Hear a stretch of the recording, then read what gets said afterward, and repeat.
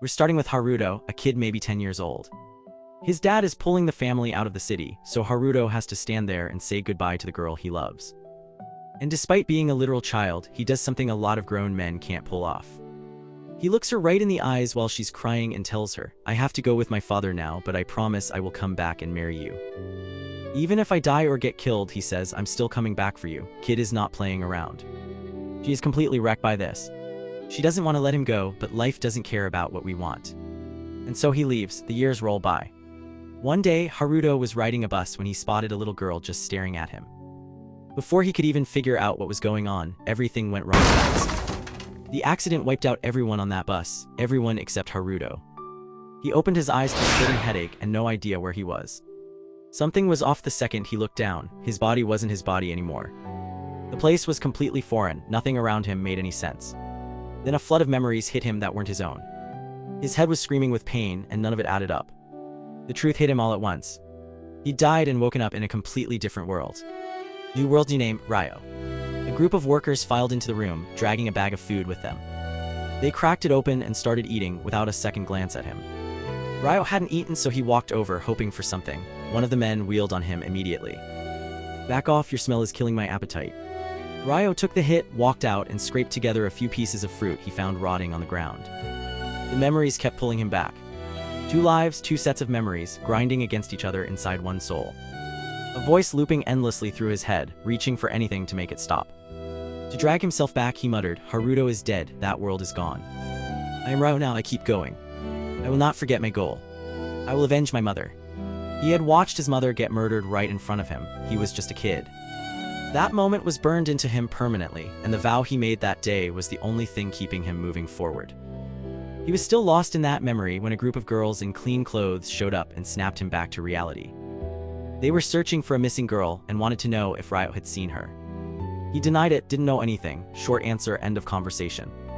The girls weren't buying it, and they made sure he knew it with a round of insults. Then a white-haired girl stepped out from the group, calm and composed, and actually apologized for what her sister said. They were upset because one of their sisters had gone missing. She just needed whatever information he had. Ryo liked her attitude, so he told her everything he knew, calm and straight. Zelia cast a tracking spell to find her missing sister. Nothing, no trace at all. What she found instead was something she wasn't expecting. Ryo was the only person nearby with a magical signature similar to theirs. She had no idea how a kid like him was carrying that kind of energy. But she let it go and didn't push further. For the info, she handed him a bag of coin, gave a polite farewell, and left with the rest of them. Ryo peeked inside the bag and grinned. He knotted it around his neck and sprinted back to the cabin to get back to work. The moment he pushed the door open, a man slammed into him and drove a fist hard into his chest, dropping him to the ground. Lucky break, the bag took the hit and saved his life. The attacker was not happy about that. He moved in to finish the job. Ryo was terrified, completely frozen. Couldn't move, couldn't think. Then a strange girl appeared out of nowhere, stepping between him and whatever came next. She cupped his face in her hands and said, "No time to explain. Awaken your powers now or we both die." That snapped him back. And then it hit. He became Haruto again. Every memory from his first life slammed back in. Combat instincts sharp as ever back in an instant. He grabbed the guy and caved his skull in with one strike. Then something caught his eye. The money bag beside him was moving. He opened it and his stomach dropped. Inside was the missing girl, shaking, barely holding it together. "Please get me to the castle. My father will pay you, just bring me back." She didn't even finish the sentence before she passed out, overwhelmed by the bodies scattered around her. Ryo slung her over his shoulder and headed back to return her to the girls. They saw him coming from far off. But the moment he got close, one of them stormed up and slapped him right across the face. "You lied to us. You said you didn't know anything about her. And now you're carrying her around. So you kidnapped her, put her down. Don't you dare touch her again," Ryo tried to explain himself. But the girl wasn't hearing it. She had already made up her mind. He was the culprit, and nothing he said was going to change that. Their leader drew her sword and leveled it straight at him. "You said you didn't know her, and now you're walking around with her. You're coming to the castle with us. You'll tell us everything once we get there. Then we'll figure out whether you're innocent or not. If it turns out you are, there's a reward in it for you." Ryo looked at her and asked, "And what happens if I refuse?" She didn't even blink. "Don't get the wrong idea," she said. "Not a request. An order, no room to argue." They marched him straight to the castle. Meanwhile, the police showed up at his workplace and dragged the real criminal out in cuffs. They barely got started on the interrogation when a masked figure walked in and said the mission failed. He pulled out a small device and triggered it. The criminal dropped dead on the spot. The masked man was already gone, and whatever he's planning next, it's worse. Back at the castle, Vanessa took Princess Flora to her chambers and started treating her injuries. Ryo, though, got thrown in prison for interrogation. The guard chained him up and got right to the point. Either you confess to kidnapping the princess, or I beat it out of you. The problem, Ryo had nothing to do with it. I didn't kidnap anyone, he said, and he meant it. The guard wasn't interested in the truth. He beat Ryo without mercy, demanding a confession that wasn't coming. Ryo, bruised and bleeding, didn't say a word. He wasn't going to confess to something he never did. Then Flora came to. Vanessa was right there beside her waiting. The moment Flora's eyes opened, Vanessa told her everything. Flora's reaction was instant. Why is he in prison? He saved my life. He saved my life. Bring him here right now. We owe him a reward, not a cell. Vanessa ran to the prison and stopped cold when she saw what they'd done to Ryo. She turned on the guard immediately. I told you to handle him with care. Why does he look like that? The guard tried to justify it. He's a spy, he kidnapped the princess. Give me a bit longer and I'll get a confession out of him. Vanessa wasn't having it. Release him now. He's the one who actually saved her. The guard, caught off guard, actually listened. Ryo still wasn't talking to anyone though. Silent, shut down, done. Not even Celia got through to him. She worked her healing magic on his wounds anyway, and they slowly knit shut. Later he woke up in bed, the pain completely gone, which caught him off guard. Celia was right there. She said quietly, you're safe now, don't worry. The king himself wants to see you in 2 days. Then she added, I'm truly sorry for what happened to you yesterday. I swear it won't happen again. Ryo gave a small smile and said it was fine. But he needed a favor. He was meeting the king soon and had no idea how to act. Could she teach him proper court etiquette before then? The last thing he wanted was to embarrass himself in front of royalty. She agreed and reached out her hand to pull him up, and that simple gesture hit him harder than he expected, like the world had suddenly gotten a little brighter. Shortly after, the king held a formal ceremony honoring Ryo and officially enrolling him in the Noble Academy. The whole thing carried real weight, calm and grand at the same time. After the ceremony, Celia found him on the staircase, introduced him to his classmates, walked him through everything he needed to know, and told him she would be their instructor. Since Ryo joined late and exams were coming up fast, Celia told him to come find her anytime he needed help and she'd give him private lessons. Ryo lit up at that and said yes immediately. Walking into the classroom was a different story though. Every single classmate came from old money noble families, and none of them could wrap their heads around why the king let a peasant sit next to them. Ryo ignored the comments and took his seat. He headed to Celia's lessons afterward, and from there things actually fell into place. He kept showing up to study with her right up until exam season hit. By the time exams were close, Ryo was grinding hard, like genuinely pushing himself to the limit, and Celia was starting to get worried. She tried to convince him to slow down, reminding him he was still new and that grades weren't the whole world. But Ryo just looked at her calmly and said, I only want to learn. That's it, the exams kicked off and everyone took them dead seriously. A month later, the results went up and the whole school crowded around to see where Ryo landed. He ranked first, nobody saw that coming. One student immediately lost it, screaming, that's impossible. He must have cheated or had someone do it for him. Pure arrogance, zero evidence. Princess Christina stepped in and shut it down. If you don't have proof, she said, then a noble throwing accusations like this is the one who should be ashamed. That landed, the boy went red, dropped it and walked away. After the results came in, Celia pulled Ryo aside and brought him back to her room to celebrate. She was genuinely amazed at how fast he picked things up, and somewhere along the way she started feeling this weird closeness with him, like she saw a bit of herself in there. Ryo, for his part, kind of treated her like she was the younger one. Either way, the two of them just kept getting closer. 5 years go by, then one day the sword instructor watches Ryo in training, likes what he sees, and picks him along with 2 other students to represent the academy at the upcoming tournament. People pushed back on that call, but the instructor didn't blink. Ryo competes, done. Before the tournament, Celia caught Ryo alone and asked him straight, what are you actually planning to do once you graduate? He paused, then said he's leaving the country after graduation. He wants to visit his mother's homeland, the place she used to tell him about when he was little. Celia was clearly hurt by that, but she kept it together in front of him. Days passed and the tournament finally kicked off. 3 students would face 3 nights to prove what they'd actually learned. First matchup, Ryo. As the referee called his name, some guy nearby sneered at him, saying, try not to embarrass the rest of us. Just lose fast and get off the stage. Ryo didn't even look at him, just walked straight into the arena. The referee called the next name. Charles stepped forward. Ryo clocked him immediately. Same guy who grilled him back when he first showed up at the castle. Charles was still simmering. That last run-in with Ryo had cost him his rank and earned him a punishment on top of it. The referee dropped his hand and the match was on. Charles came out swinging hard, unloading a barrage of heavy attacks right from the start. He gave Ryo zero room to breathe. Shot after shot, Ryo could only defend, and the crowd was already writing him off. Then Ryo flipped it in an instant, one clean counter and Charles's weapon was gone. The referee blinked then called it, Ryo wins. Charles just stood there shaking, screaming that he was holding back the whole time. Give him another shot and he won't go easy on Ryo next time. The referee cut him off hard, enough. You lost fair and square and everyone saw it. Except the loss, Charles took it badly but kept his mouth shut and walked off. Celia and the other instructors rushed over to Ryo and the crowd just stared. Everyone celebrated except Charles. That night he drank alone, muttering to himself, that boy. He takes me right back to the worst day of my life. Every time I look at him, that same humiliation crawls back up. I can't stand the sight of his face. The guy sitting next to him leaned over. Have you known him long? Charles leaned in. You remember 5 years ago when Princess Flora was kidnapped? Ryo was the one who got her back. And when they came questioning him, I kept him hidden. The king found out, I got punished for it. Something clicked, the man's expression changed. Real doubts started forming, something about Ryo wasn't adding up. He's starting to piece it together. Maybe Ryo is the one who killed that criminal, and maybe the royal family itself is the next target. Meanwhile, Celia is under a tree, watching the path and waiting eagerly for Ryo to show up.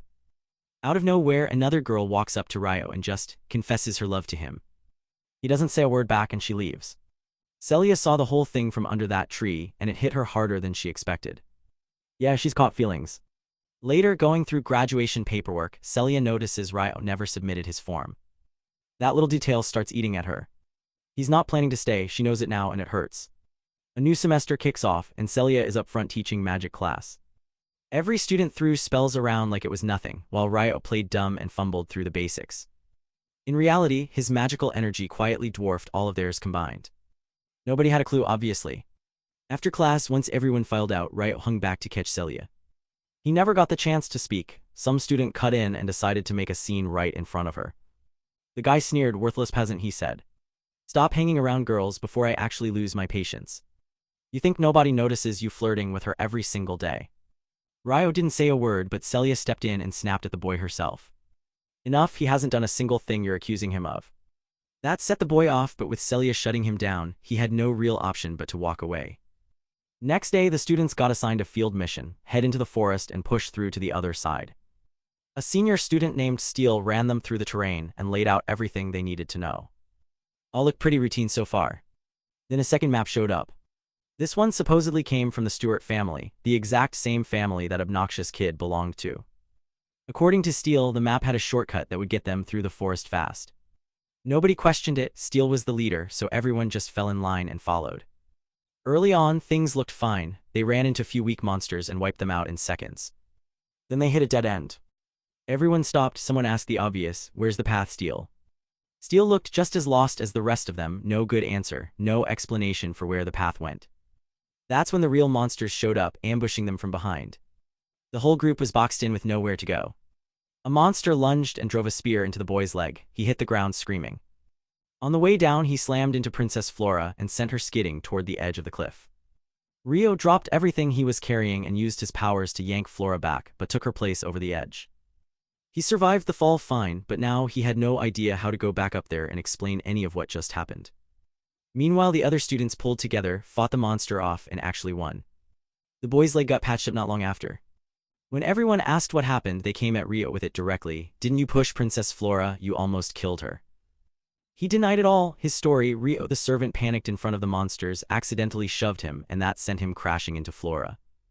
He even claimed Ryo felt so guilty about it that he jumped off the edge himself, as some kind of self-imposed punishment.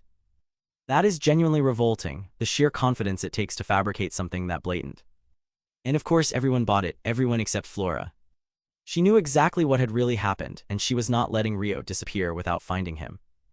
Meanwhile, someone lurking in the shadows had already been watching. They were setting a trap specifically for Ryo, looking to test what he was actually capable of and confirm whether he was the one who had taken out that criminal before. While the students strolled along like nothing was wrong, Ryo was close by, hidden, listening to every word of Charles's lies. He made up his mind right there. He was not going back to town. Too much risk, too much noise. Honestly, he had never belonged there to begin with. Leaving had been on his mind for a while now, this just settled it. Then, out of nowhere, a massive monster none of them had ever seen before shows up right in front of the students. They threw everything they had at it, nothing landed. This thing was on a completely different level. It swatted several students like they were nothing. Then it laughed at them, actually laughed, and came charging in like they were prey. Everyone did the math fast and ran, just scattered in every direction. Except Flora. She spotted some of the injured students and ran straight toward them instead of away. The monster locked onto her and started closing in. She had nowhere to go. Terrified, she screamed for help as the thing reached out to finish her off. But come on, Ryo was right there. He dropped in out of nowhere, cut the monster's arm clean off, and told her to run. He lit up his spirit energy and went at the monster hard. Flora just stood there watching. Completely frozen by what she was seeing, Ryo tearing through this thing with total precision. Then he channeled everything into his sword and took its head off in one clean strike. Solo kill, no help, no party, just Ryo. The other students finally reached Flora's position, but Ryo clocked them before they got close. He dumped his power into a vanishing act and was gone before anyone could lay eyes on him. Except one man watching from the shadows had seen the whole thing. He knew exactly who Ryo was now. And judging by his expression, that was very bad news. Later, once all the students had filed back into the castle, Celia was heading to the king's chamber with some items to deliver. She was about to knock when she caught Ryo's name through the door. She stopped, pressed in close, and listened. The pig boy's father was speaking to the king directly. "My son started this mess, I'm sorry, but I will not let him take the fall for it. Ryo gets the blame instead, simple as that." The king mulled it over for about half a second, then decided that pinning it on a commoner with no noble blood was perfectly fine by him. What actually mattered to him was keeping the royal family's reputation clean and the Stuart family intact. So the king gave his blessing, "Do whatever you think is best." The smile on his face made it obvious he already knew exactly where this was heading. Celia had heard every word of it and she did not stick around. She bolted straight to the library, sick with worry about what was coming for Ryo. A little while later, Ryo slipped in wearing a disguise, looking to say his goodbyes before disappearing entirely. She ran to him and threw her arms around him, checking him over to make sure he was in one piece. Once she knew he was safe, she pulled him down to sit, and he laid out everything that had happened. The truth hit her hard. She was furious, but had no idea what she could actually do about any of it. Ryo told her straight he couldn't stay in the city, he had to get out and fast. But before he left, he said the one thing that mattered. She was the person closest to his heart, and he wasn't leaving without saying goodbye. That hit Celia right in the chest. She told him to take care of himself. She'd wait for his letters just to know he was still alive out there. "Just don't make me wait too long." He told her he'd write, but he'd sign the letters as Haruto so nobody gets suspicious. "Goodbye, Celia." She ran back to him and held on tight. "I'll wait for you," she whispered. He left and she stood there, barely holding back tears. Every memory they'd shared came flooding back at once, and the weight of it hit her hard. Ryo walked out of the forest and set his course toward where it all started, Nagumo City. He stopped through Arslan City on the way, grabbed a meal, let himself breathe for a minute. He scanned the wanted posters while passing through and breathed easy when his face wasn't on any of them. He ducked into a restaurant, then got that feeling someone was watching. He spun around, nobody, just paranoia apparently, so he shook it off and kept moving. Then a voice behind him yelled it, "Ramen." Ryo stopped cold. "Ramen? Here in this world, no way." He sat down, inhaled a bowl, then leaned across the counter and asked the owner straight up where they were sourcing the ingredients and spices. The owner pointed him to a shop nearby, so Ryo walked over and bought out everything he needed. He sent Celia a quick letter, just enough to say he was alive and things were moving along. Then he walked out of the city and got back on the road. But not far in, he spotted a girl collapsed on the ground. He moved in to help her and got a poisoned needle in return. She was up on her feet instantly. "I'm going to kill you." Ryo dropped everything and immediately started purging the poison with his own power. "Not today." And just like that, they were fighting. The girl was seriously strong, throwing demi-beast energy around and mixing in magic without breaking a sweat. Ryo couldn't get a read on her at first, so he watched, analyzed, and eventually noticed she kept obsessing over a specific dagger. So he played it smart and left a gap in his defense on purpose, practically gift-wrapping the bait. She took it, he hit her with everything, dropped her to the ground, and sent the dagger flying. "It's over," he told her, "you lost." But the moment she was down, something shifted in her eyes. She broke down completely, sobbing and calling out for her mother like a scared little kid. Ryo had no idea what was going on, so he reached out with his powers and tried to bring her back down to earth. Then she fainted, her mind flooding with flashes of memory, every moment that brought her to this point. She was from the same world as Haruto. She had been on the exact same bus as him before he died. When she woke up in this world, it was as a slave, forced to serve the arrogant son of the Stewart family. That rotten kid tormented her every single day, beating her until she had nothing left to fight back with. Around her neck sat a slave collar that sent jolts of electricity through her body every time she stepped out of line. The moment Ryo saw that collar, it clicked. Someone had ordered her to kill him. He pushed that aside and started hunting for a spell that could get it off. It took real effort, but he pulled it off. The collar cracked and fell away. Latina woke up to find Ryo standing right in front of her. His hand was stretched out toward her. Fear hit hard and she scrambled for the knives behind him. Ryo didn't flinch, just said calmly, "Don't try it. There's no point. I know you were ordered to do this. I know you didn't come after me because you wanted to. Don't worry, that collar's gone, you're free." He asked her to tell him what happened, and the moment she understood she wasn't in danger anymore, her eyes filled with tears. She collapsed and started telling him everything through the tears. Stewart had ordered her to kill Ryo the second he walked out of the city. No witnesses, no trace. That's why Ryo's name never showed up on any wanted list. Ryo put it together instantly. This whole thing was that pig's doing. He looked at her and said, "You're free, it's over. 2 days down that path and you'll hit your people. Go back to the beastkin. Stay with them, never go near Stewart again." He grabbed his bag and started walking. She followed him anyway. He stopped, turned around and just stared at her. "What do you want?" She said she wanted to go with him. Hates walking alone apparently. "Please don't leave me behind." Ryo wasn't having it. "How exactly am I supposed to forgive you? You tried to kill me. You genuinely thought I'd let that slide, that I'd just forget someone tried to take my life?" "Not a chance." The girl started shaking, but she reached into her pocket anyway and pulled out the broken collar. She held it out, broken collar and all, and said, "Take me with you, even if it means being a slave again. Just please don't leave me alone here." Ryo felt that hit him somewhere deep. He asked her name. "Latina," she said. "All right, Latina, starting today you're traveling with me. Let's go." The look on her face said everything. They pushed on together and somewhere along the road stopped to eat. First real meal she'd ever had in her life. She ate through tears, barely able to believe the food in front of her was actually hers. Ryo just smiled and told her to slow down. "Nobody's taking your food. Why are you eating like that?" Latina didn't even register the question at first, completely locked in. But when it finally landed, she looked up and said, this was the first time anyone had ever been kind to her. She was just so happy. That put a real smile on Ryo's face. "From now on, you eat well every day and nobody lays a hand on you, that's a promise." Meanwhile, miles away, Celia was sitting down with a letter from Haruto. Reading it, she couldn't help but smile. She missed him more than she'd say out loud and quietly hoped he was doing okay wherever he ended up. That night, Ryo and Latina made camp and settled in. Ryo pulled out a bowl of ramen and started cooking it up spaghetti style. Then Latina stopped him cold, calling it by its exact name from their old world, no hesitation. Ryo was stunned. How does she know that word? "I used to eat it before," she said, but left out the part about where he didn't push. Suspicion crept in. She'd been through something like what he went through. He was almost certain, but not quite. That night she cried in her sleep. Flashes of Japan, the accident, the life that ended, all of it playing back in her dreams. That was all Ryo needed, he knew. The grief hit him harder than he expected, and something shifted. He started caring about her more than he planned to. Morning came and they got moving again. With every mile, the distance between them closed a little more. Latina had started seeing Ryo as an older brother, someone who would put himself between her and anything that wanted to hurt her. She was genuinely happy just being around him. Eventually the road brought them to a thick, dense forest. Ryo spotted something off about one particular tree, something Latina couldn't see at all. His gut told him to stop. He suggested they make camp there and push on in the morning. Latina ducked into the tent to sleep, and Ryo followed a little while after.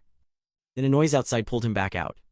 He stepped through the tent flap and nearly walked face first into a wolf that was already staring him down. The wolf flared with blinding light, and 4 beastkin warriors materialized around him. Ryo had absolutely no idea what was happening. He tried to defend himself, tried to get answers, but they just kept coming at him without letting up. One of the girls moved in to interrogate him while another slipped into the tent and found Latina. She jumped straight to kidnapping, no questions, no hesitation. They beat Ryo into the ground until he stopped moving. And as everything went dark, that mysterious girl walked back into his dreams. "How have you been, Haruto?"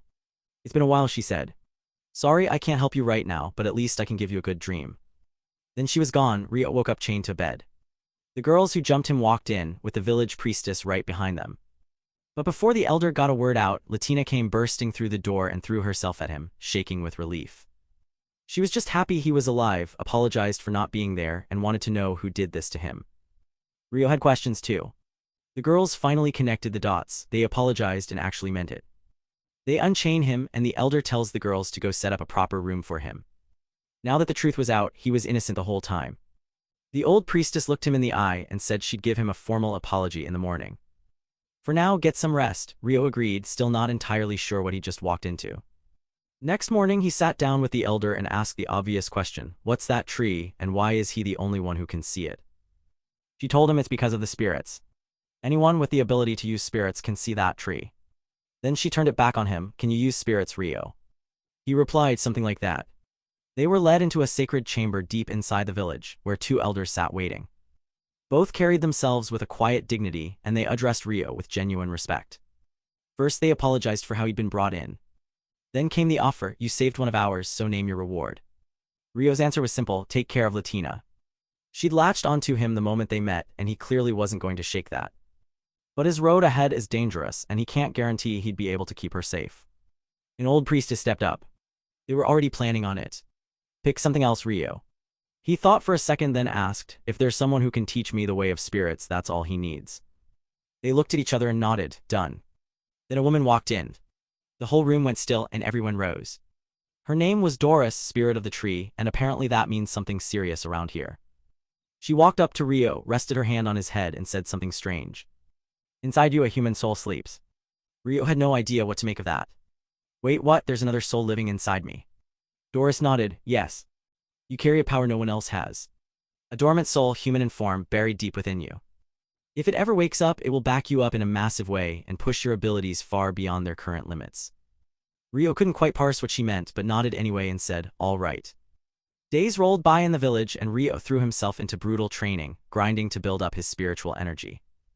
Everyone in the forest had something to teach him, and he soaked up every bit of it. Latina, meanwhile, had moved into a clean home with 3 other demi-human girls. For the first time in a long time, she actually looked happy. Elsewhere, a shady figure made his way toward a cave, dragging a young boy along with him. At the entrance, the man turned to the boy and said, stay here. I've got something to take care of inside, we'll be right back. He walked back out seconds later, cradling a dragon egg like it was nothing. The boy stared at it completely lost and asked why he took it. The man didn't even look at him, none of your concern. I'm running experiments on it. Just hold on to it until we reach the city. The boy went quiet and did as he was told, but you could see it on his face. He swallowed hard and asked, won't the dragons track us down for this? Why did we steal their egg? The man let out a wicked laugh. Relax, nobody's finding us. We put enough distance between us and them. Then he glanced back and the smirk died on his face. A full swarm of dragons was already in the air, bearing down on them, eyes burning with rage. Meanwhile, Ryo and Latina had just been officially welcomed into the village. Doris herself handed them the seal of belonging. The whole village threw a celebration for them, loud and genuinely warm.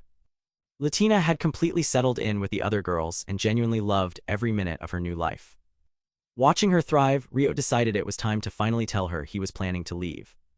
Meanwhile, the criminal and his companion had made camp near the edge of the forest. The man said flatly, we rest here tonight. Take this pill, I'm going to scout the area. The boy swallowed it, though he clearly wasn't happy about it.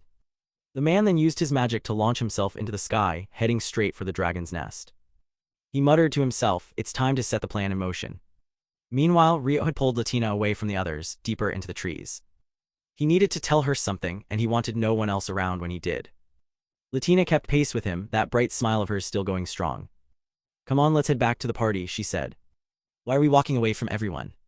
There's something I need to tell you, Ryo said. But first, one question. Have you been happy here in this village? Enjoyed it, she exclaimed. She absolutely loves it. Everyone here is kind. She has friends, life in the village is peaceful and warm. That's wonderful, Ryo says, smiling. But there's something he has to tell her. He's leaving the village to continue his journey alone. He doesn't want her getting hurt if things go sideways. Latina froze, her face falling the moment the words hit her. No, she said quietly. I won't let you go, I want to come with you. Ryo tried to be reasonable about it, the journey was dangerous and he couldn't guarantee her safety. She didn't want to hear it, she just turned and walked away without a word. Back in the city, alarms started blaring as the dragons closed in. Guards scrambled to get into position and face the threat head-on. Meanwhile, the criminal saw his opening. With the dragons distracted, he slipped straight into their nest and started looting eggs. The guy clearly had something nasty planned. Some demi-humans spotted the kid and moved in to question him. He panicked, released the hawk he had with him, and bolted. One of the girls took a shot to stop him but missed. He was still riding that relief when a massive dragon dropped down right in his path. No escaping that. Back at the nest, the criminal had cleaned out every last egg and wrapped up his job. Then he crushed the pill he had given the boy, and the kid dropped dead on the spot. The egg the boy had been carrying hit the ground, rolled, and came to rest right at Latina's feet. The dragon spotted the shattered egg and lost it. No investigation, no hesitation. It decided Latina did this. It came straight for her, no warning, full kill intent. A demi-human girl threw herself between them to shield her. Noble move, also completely pointless against a dragon. One blow, both of them hit the ground hard. Neither one got back up. The shockwave rolled all the way to the village. The ground shook and people felt it. The festival stopped cold. Everyone scattered back to their homes. Ryo ran into one of the village elders on the path and demanded to know what was going on. Monsters were attacking, the old man said. The forest was completely surrounded. They had to run now. Ryo's stomach dropped. Latina was still out there. He didn't even hesitate, just bolted straight toward her. Meanwhile, Latina was pressed behind a tree, muttering to herself, if she could lure the dragon away from the city, the people would be safe. If she could, this was basically a death sentence and she knew it. She went anyway. Determined, she decided to draw the dragon's attention herself. And it worked. The beast gave chase, ripping through trees, relentless. Just as it was about to catch her, Ryo showed up.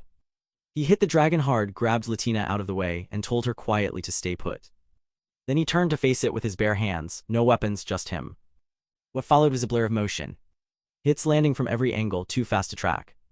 From where Latina stood watching, Ryo looked completely untouchable. She could barely believe what she was seeing.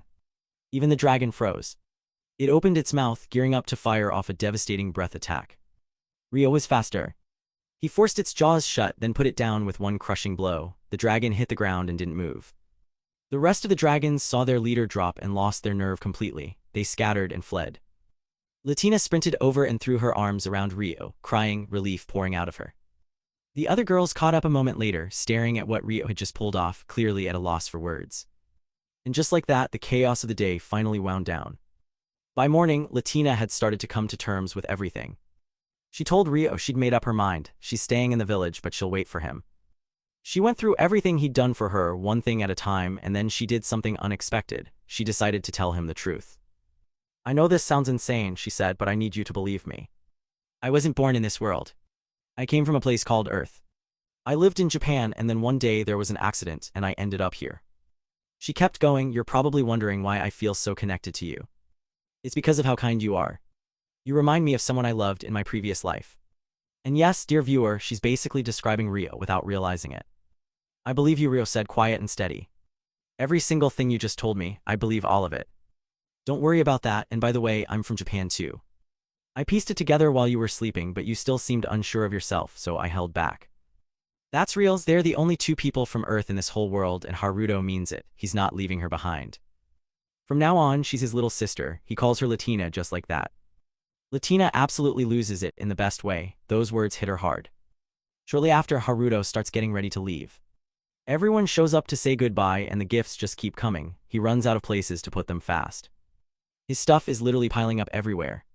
One old man presses a special bracelet into his hands and says it'll make everything easier on the road. Turns out the bracelet can hold basically all of his gear inside it. Haruto is thrilled. With everything sorted, he headed out toward the land his parents called home. And right here, friend, is where a whole new chapter kicks off. So stick around because things are about to get interesting. Haruto finally made it, and the first thing he noticed was that everyone in the village had black hair, just like his. But he had no idea who to talk to or even where to start. So he spotted a girl nearby and asked her to take him to the village chief. Her name was Ruri, and she walked him over to an elderly woman named Sai. The moment he stepped inside, the old woman looked him over and asked, "What do you want, child? You don't look like you're from around here." Haruto told her everything. He'd come to learn about his family's origins. He said his mother and father both died when he was young, and he wanted to know their past. The old woman asked for their names. The moment he gave them, her expression shifted. She sent Ruri and the other girl out of the room immediately. Once they were gone, she turned back to Haruto and told him, "Tell me everything and I'll do the same." Haruto started from the beginning. He grew up with his mother deep in a forest, far from anywhere. His father was never part of that life. He was already gone before Haruto was born. Then his mother was killed when he was still a child. She had promised to bring him to a place called Nagumo someday, so he could learn about their roots and give them a proper grave. The old woman was clearly moved by this. She smiled and told him not to worry because she had known them well. They were close to her, very close. Haruto froze. He asked how that was possible. Sai's answer hit like a truck. His father was her son. That makes Haruto her grandson. And the graves, already taken care of. The moment his parents left the village, she had two built for them. She took him there to see them for himself. Standing at those graves, her face just fell.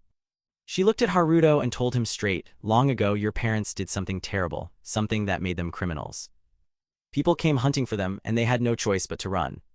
To buy them time, the village faked their deaths, built two empty graves, and let the world believe it was over.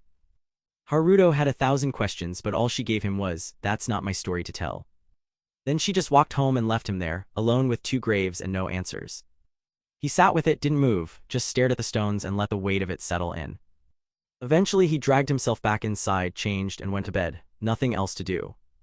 Next morning, he's back to cooking and messing around with everyone, like nothing happened. The mood is light, easy, a welcome break. At some point, Haruto runs into a guy named Shin, and they just click instantly. They decide to head out hunting together. Haruto absolutely dominates, catching basically everything in sight. Shin meanwhile barely pulls his weight, not his finest hour. That evening Haruto notices his clothes are a mess, so he just builds a bath from scratch using his powers. He climbs in, cleans up, steps out, and immediately gets caught by Ryo and Alma. They stared at him, genuinely baffled. "How are you this clean? What exactly were you doing in there?" So he explained the concept of a bath. They could barely wrap their heads around it, then bolted inside with huge grins. Next morning, Haruto was talking with his grandmother Sai when shouting erupted from the direction of the bath. They ran over and found a guy named John getting in Shin's face. John was going off. "Why are you hanging around the bath? Are you trying to make a move on my sister? Get out of this village, you filthy bastard." John had been running his mouth, harassing the girls without a shred of shame. Shin finally snapped and went for him, but it was over before it started. John caught his arm like it was nothing and just started choking him out. Sai stepped in right then. "Enough, John.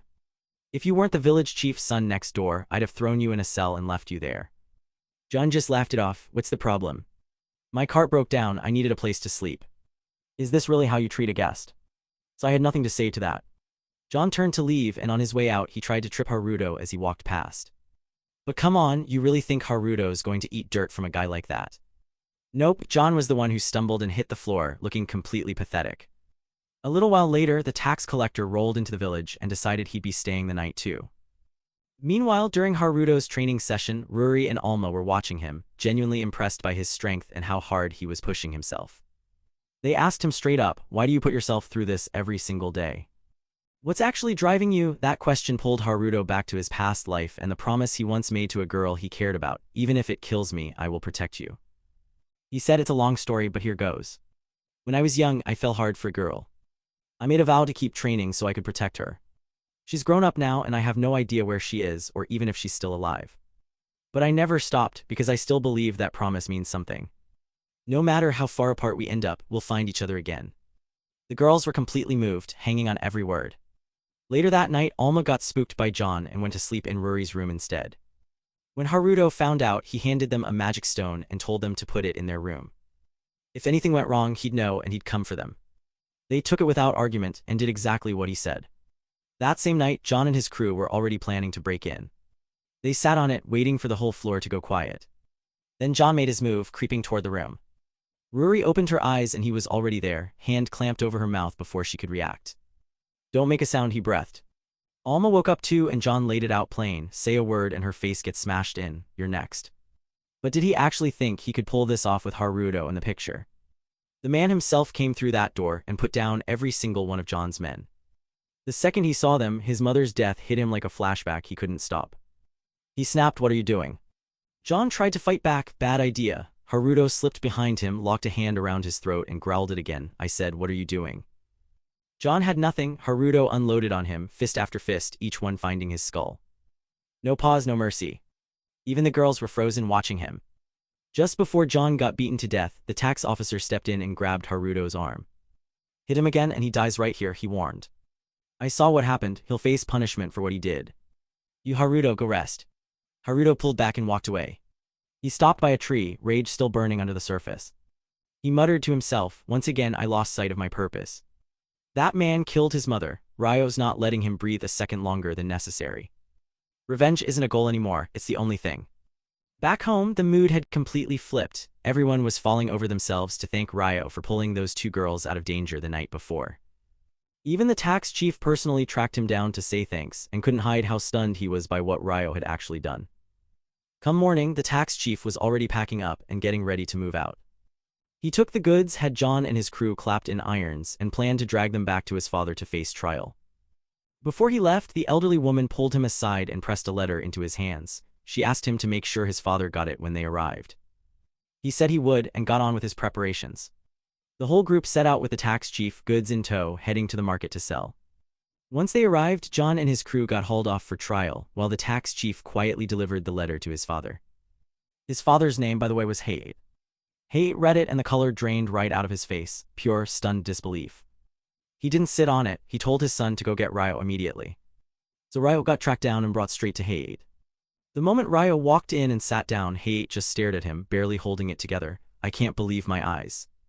You look exactly like her, Ryo. Ryo looks at him confused, like who, what are you even talking about?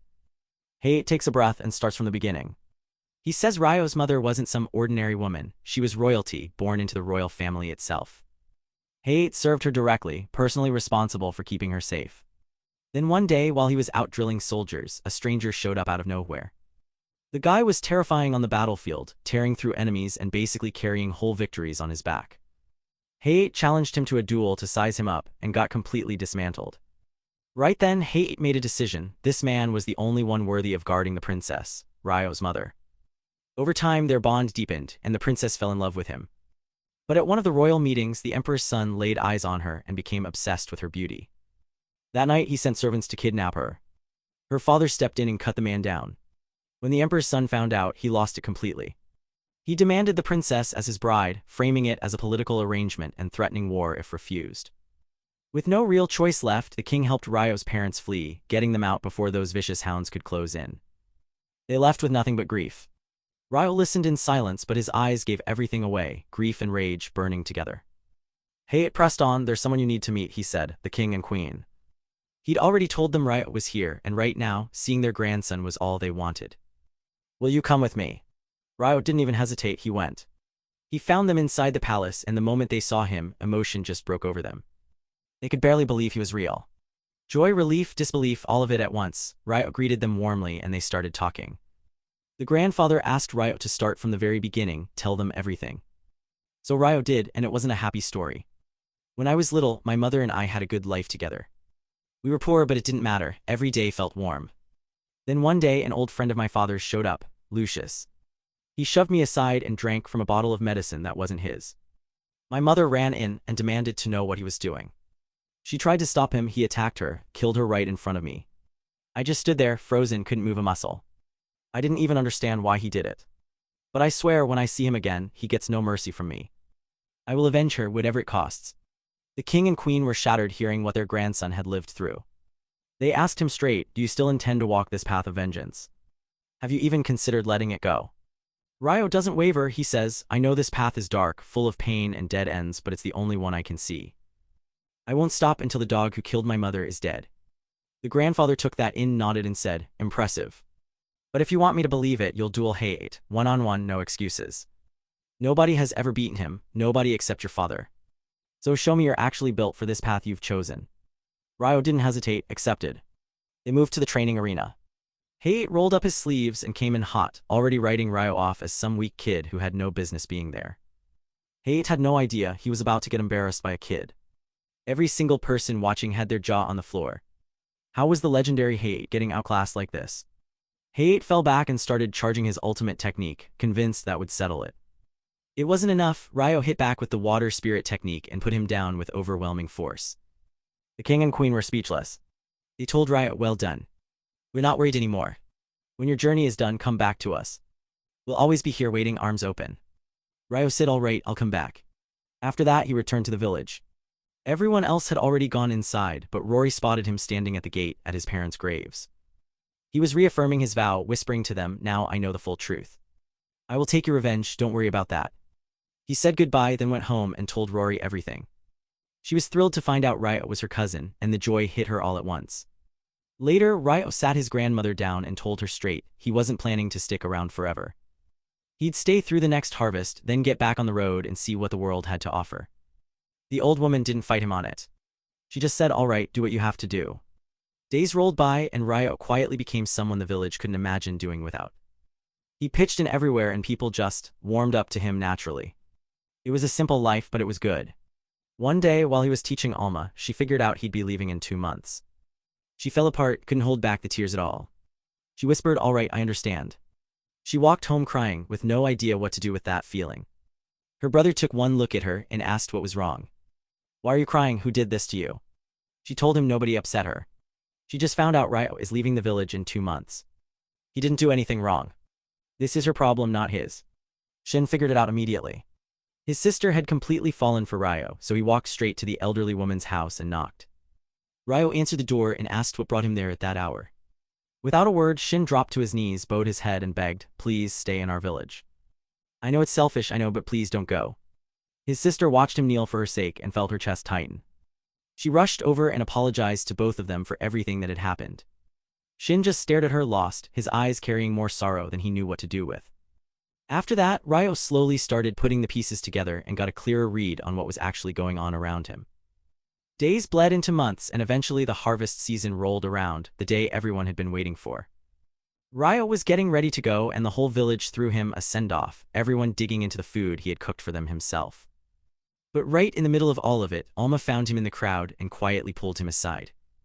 Ryo said sure and followed her, curious what she had on her mind.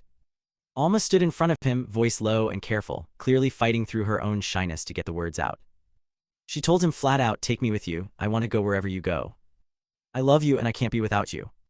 Ryo heard her out and then let her down as gently as he could. I'm sorry, he said, I can't feel the same way. Alma tried everything she could think of to change his mind, but it was already too late. His heart got claimed the second he set foot in this village, and it wasn't by her. Shin watched the whole thing from a distance and had to stand there while his sister's heart got crushed, completely unable to do a thing about it. Come morning, Ryo packed up his stuff and started getting ready to move on. He said his goodbyes and nobody was happy about it. Alma didn't show up to see him off and that stung. He knew why and that made it worse. He finds her just outside the village, standing there waiting for him. She smiles at him, but there's sadness behind it. She tells him straight, she knows he doesn't love her yet, but she's not giving up. She'll keep trying all the way to the end. She won't get tired of it either. All he has to do is keep up with her pace, no pressure, Ryo. He smiles at that, genuinely, because the girl who walked away in heartbreak came back as herself and that's enough. He says, see you. She says it first actually and he echoes it right back. Then he's back on the road and eventually he rolls into the demi-human city and finds Latina waiting on the other side. She's absolutely ecstatic to see him, pure joy, no filter. Ryo rolled in, said he was just passing through, figured he'd stop by. He also dropped that he was thinking of building a small house there for future visits, and everyone jumped at the chance to help. Ryo headed home and knocked out for a nap. Then he woke up to find a random girl sleeping right next to him. He screamed, the girls came running, took one look at the scene and froze. Ryo, fully panicking, blurted out, I don't know anything. Don't get the wrong idea, nobody had any idea what was going on, everyone just stood there completely lost. Then the girl opened her mouth and introduced herself. Yeah, that girl was the spirit Ryo had made a contract with as a child, the one who literally saved his life. But she had no memory of any of it, couldn't even recall who she was. Ryo gave her a name on the spot and told her to come with him. They'd head to Doris and figure out who she actually is. He called her Likia. They made it to the village elders, introductions went around, and somehow everything went smoothly. Then Doris showed up, started reading her energy, asking questions. She threw a lot at her, but Likia just had no answers, nothing came back to her at all. So Doris asked the obvious question, which elements can you use? Likia answered without hesitation, all of them. Doris just stared, all of them. She asked if Likia was joking, Likia wasn't, yes, all of them. Doris couldn't wrap her head around it, so she turned to Ryo and said, test her. They headed outside and got to work. Ryo opened with close combat, Likia kept up, matching him move for move, though she held back a little like she was worried about hurting him. Then she switched it up and started cycling through the elements. She wasn't bluffing, every element, all of them backed by immense spiritual power, and she could vanish from sight mid-fight like it cost her nothing. Genuinely jaw-dropping, this woman kept up with Ryo across every element without breaking a sweat. Doris stepped in at the last second before the two of them reduced the whole forest to ash. Once things calmed down, she started walking everyone through what spirits actually are and how they work. After that, they stuck around and spent the time swapping knowledge, picking apart each other's abilities piece by piece. Days bled into months and eventually Ryo wrapped things up and decided it was time to keep moving. The villagers sent him off with gifts, a hairpin that lets him swap his hair color to anything he wants, and a magic compass that would snap him right back to the forest the moment he used it. He said his goodbyes to Latina and everyone else, then hit the road again. His plan was to swing by the kingdom where he trained as a kid and check in on Celia, partly because he hadn't sent her a single letter in 2 whole years. At that exact moment, Celia was standing in the garden holding Ryo's last letter, visibly hurting from the silence he'd left her in. Charles, that meddlesome guy, spotted her and started making his way over with the same tired routine he always pulled. She was engaged to him, sure, but the way he kept approaching her was grating, and she could barely stand it. Meanwhile, Ryo had already slipped into the city, disguised alongside Lisha so nobody would clock them. They crept quietly towards Celia's room inside the palace and managed to reach it without a problem. They opened her desk, empty, completely empty. Nothing inside at all. Ryo was floored. He asked Lisha to use her magic on one of the nearby servants to get some answers. He demanded to know, where is Celia? Why isn't she here? The servant told him Celia had been moved to the Duke's mansion. Ryo went cold and pushed for an answer. The man said it like it was nothing. A wedding was coming. She was being married off to Charles Arbor. Ryo just stood there, the words not quite landing. He forced himself to ask, was this her choice? The man said no. Purely political. 3 years back, war tore through the kingdom, and the king fled with his daughter Flora. The Arbor family grabbed power after that, and to cement their position, they picked Celia to marry Charles. Ryo couldn't hold it together. He decided to go find Celia himself and hear it straight from her. He asked Lisha to track her down and found out she was at the Duke's mansion, locked down tight with guards on every side. You really think that's going to stop him? Obviously not. He slipped through the dark without a single guard noticing and finally found Celia alone, deep in grief, on the verge of burning every letter Ryo ever sent her. And then right at that moment, the hero shows up. He pushed the door open and his hair had shifted back to its natural color. Celia recognized him immediately, couldn't believe what she was seeing, then she just threw herself into his arms, completely overwhelmed. They talked for a bit and she rushed off to make tea like it was any other visit. Then Ryo hit her with it, I heard you're getting married tomorrow. I'm not trying to disrespect the guy, but Celia, Charles doesn't deserve you, you know that. You know that, don't you, Celia? She replied, barely holding back tears, yes, she's marrying him tomorrow.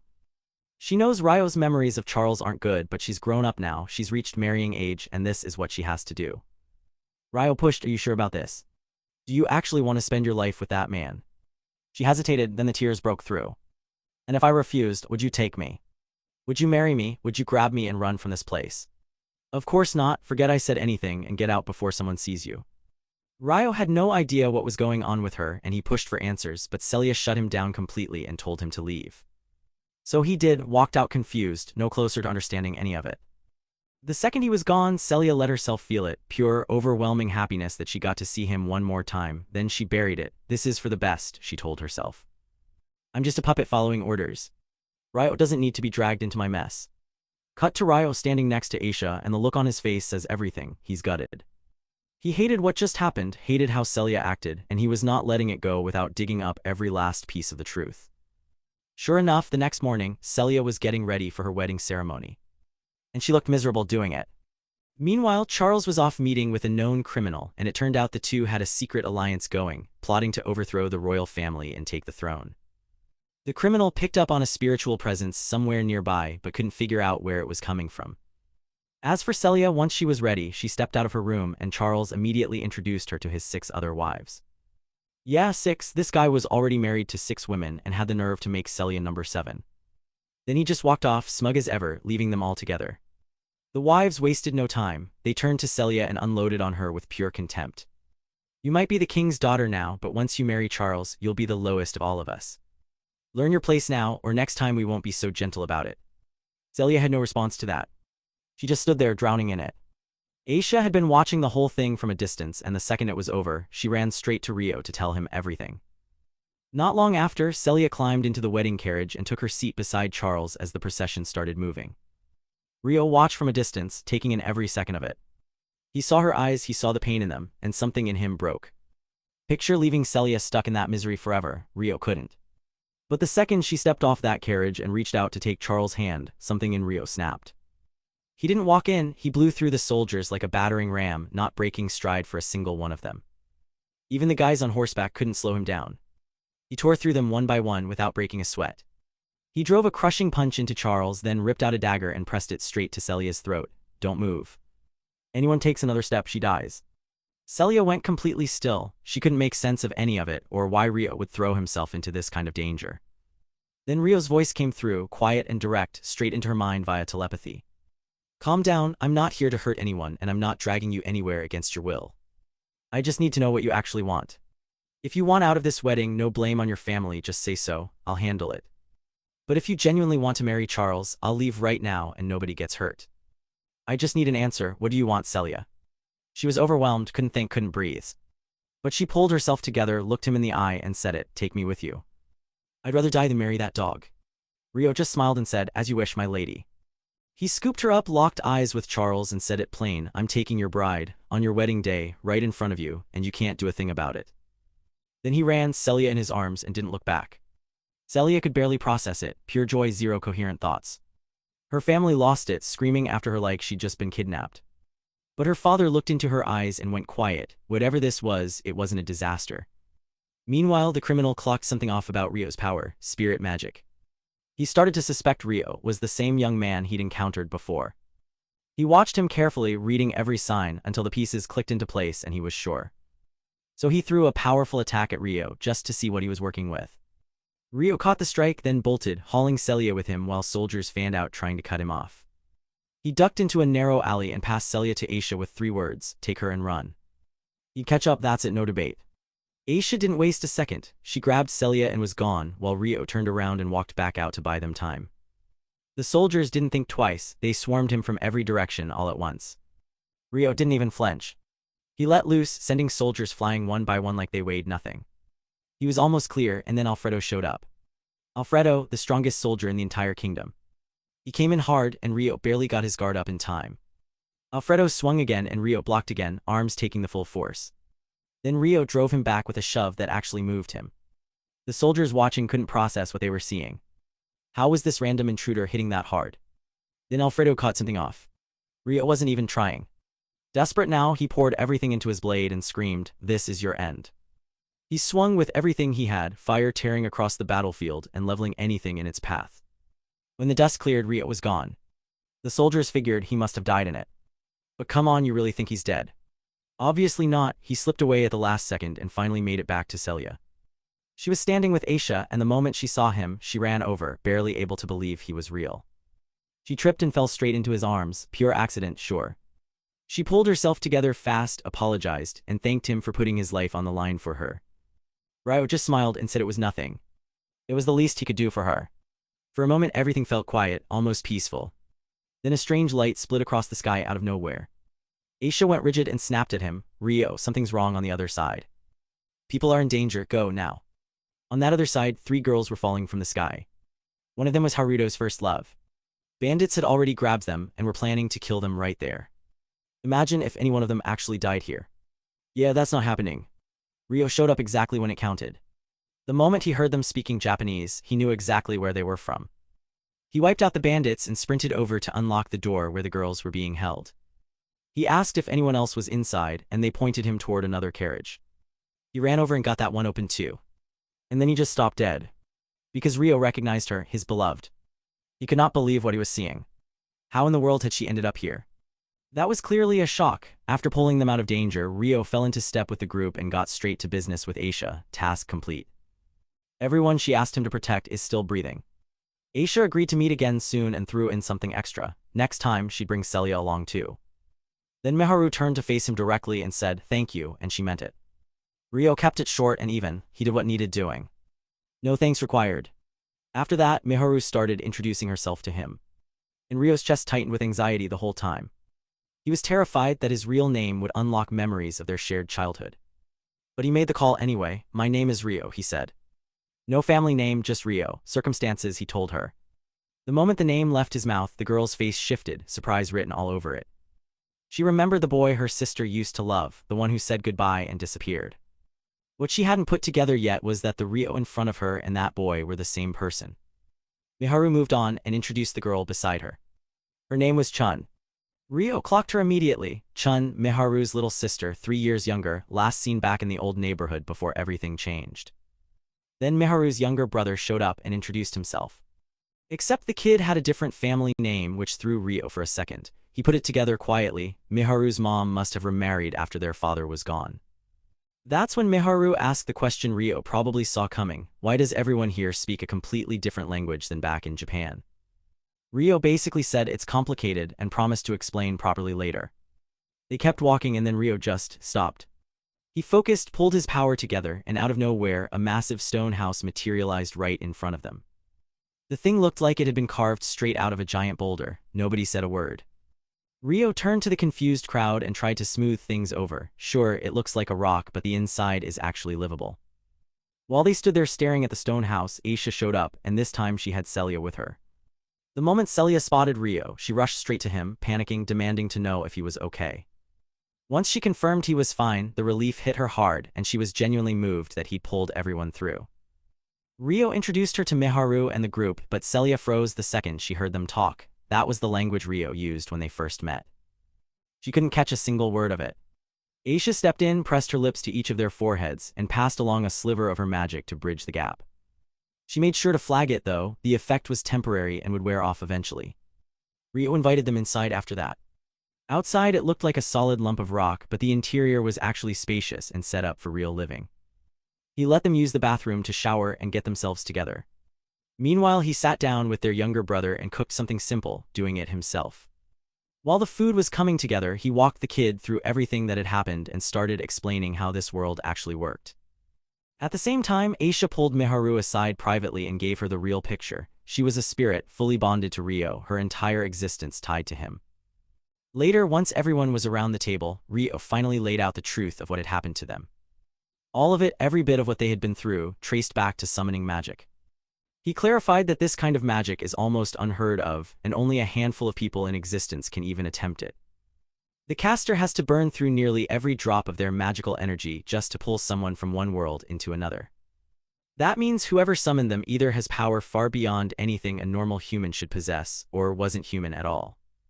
Miharu looked up at him, worry written all over her face, and asked the question everyone in the room was thinking: is there any way home? Ryo was honest. He couldn't promise anything yet, but he swore he would do everything he could to find them a way back. Then he let something slip he'd been keeping close. He told them he came from Japan too, but his situation was completely different from theirs. He hadn't arrived in his own body. He woke up as a newborn in this world with no body of his own to return to. He'd been living this second life from scratch, right from day one. That's why he said their odds of getting home were a lot better than his. Celia stepped in at that point. She mentioned that before crossing into this world, she'd heard an old legend she had always written off as myth, but now wasn't so sure about. She started laying it out. 1,000 years ago, the kings were locked in a brutal, drawn-out war against the demons to protect humanity. The fighting dragged on for years until the kings finally handpicked 6 heroes and handed them the authority to rule the world in their name. Ryo pointed out that this legend might connect directly to whatever is unfolding right now. Miharu then brought up something she'd been sitting on. Before landing in this world, she had been with others but had no idea whether they had been pulled through with her. Miharu turned to Ryo and asked what he made of it. He said it was possible, sure, but possible wasn't the same as confirmed. Nothing was locked in yet. That night, Aisha came to Ryo with a request: could she sleep beside him? Her magical power feeds off his energy at a fundamental level, and her existence itself is tied directly to him. So logically, staying close while he sleeps makes sense for her. Ryo said no, flatly. It wouldn't be appropriate, and that was that. Aisha read his face, saw he meant it, and let it go. In the end, she settled for sleeping next to Miharu instead, saying Miharu's magic was so weak that being close might actually help her recover. And with that, everyone found their spots and turned in for the night. The next morning, Ryo was already awake before anyone else, sitting alone with his thoughts, muttering to himself. He never expected to run into Miharu again, not here, not in this world. And if she ever found out he was the same person, what then? Ryo, the boy she used to know back home. All those memories they shared, everything they lived through together, could come flooding back at once. But the person standing here now carries a different name, a different life. Here I am Ryo. But once I was Haruto. And Haruto is dead. That's why I keep moving forward on this path, until I find the man who destroyed my family and make him pay. Lost in those thoughts, Celia walks in and wastes no time. She says she hasn't had a chance to speak with him since she got back. But today she has questions. He carries too many secrets and she knows it. How did he even meet Aisha? How do you even speak their language? And you clearly have history with Miharu and her siblings. Real history, not just a passing acquaintance. Ryo looked her in the eye and didn't dodge it. I'll tell you everything, he said. The truth is I'm not from this world. I died in my original world, and then I ended up here. When you first met me, I still had every memory from the life I'd lived before. Back then my name was Haruto, I was 20 years old when it happened. Celia went quiet for a moment, then it clicked. So that's why, she whispered. That's why I always felt something was off about you, right from the start. You carried yourself like someone way older than you looked, like you'd already lived a whole other life before this one. And that's exactly it, Ryo said. That's exactly what set you apart from everyone else. Then he dropped another bomb. Miharu and her siblings, the ones who got pulled into this world, they're from his original world too, and Miharu especially. She's not just some familiar face. She was his childhood love, the girl he once made a promise to, that he'd come back for her when he grew up and take her with him. That confession cracked something open in Celia, and she finally let out what had actually been eating at her. She'd been quietly terrified about her father this whole time, not even knowing if he was okay. Ryo tried to comfort her and suggested she write to her father using an alias, so she could check on him without giving herself away. That night we cut to Charles sitting with Rice, the two of them picking through the strange things happening around them. Rice said he never expected Charles's fiancée to get kidnapped that suddenly. Charles tried to keep his composure, told Rice there was nothing to worry about. The bandits were dealt with. The real problem is that nobody knows where Celia actually is. Every search has turned up nothing, so now they're sealing the kingdom's borders until something breaks. Rice wasn't buying the calm act, doubt was creeping into his voice. Maybe it's Ryo, him and that spirit of his Asia. Maybe they're the ones keeping her hidden. Charles answered dead serious, it's starting to make sense now. The legendary prophecy is playing out. The one that says a hero will descend into their kingdom. I'll go to my father personally and have them watched until I know for certain. Rice stared at him tight with tension. I genuinely hope they're loyal to your kingdom, Beltram. I have a feeling you'll be holding another sacred stone soon, and that alone could flip the balance of power entirely in your favor. Charles confirmed it, you're right. The stone is currently with Princess Flora and the Duke. And right now, they're probably rolling out the welcome mat for whatever hero they summoned. Cut to a mysterious young man in the royal palace being treated like an actual legend, completely lost but going along with every second of it. What's weird is he's into it, like genuinely enjoying himself, living out some fantasy he never expected. Someone beside him says, ask for anything you want, it'll be granted. No conditions, no fine print. The whole situation felt like stepping into some weird light novel. His last memory from his old world was just lying in bed, doing absolutely nothing, when a massive magic circle ripped open beneath him and dragged him here. He came to with soldiers surrounding him on all sides, and standing right there in front of him were Princess Flora and her loyal guardian Gustav. Startled out of his mind, he blurted out, who are you people? What the hell is going on? Flora stepped forward and introduced herself calmly. I am the second princess of this kingdom. And this is Gustav, my faithful protector. That's the moment it fully clicked for him, he really was in another world. Flora looked him over and cut straight to it, you're the chosen hero, the one foretold by the prophecy of the 6 kings. The same prophecy Ryo had brought up earlier. She walked him through the whole thing, though most of it went right over his head. Then Flora dropped the real kicker, the greatest proof he's the hero is the sword in his hand. The boy blinked and looked down. Sure enough, there was a sword in his grip, he hadn't even noticed he was holding it. Spotting his opening, he decided to roll with it and introduced himself as Sakana.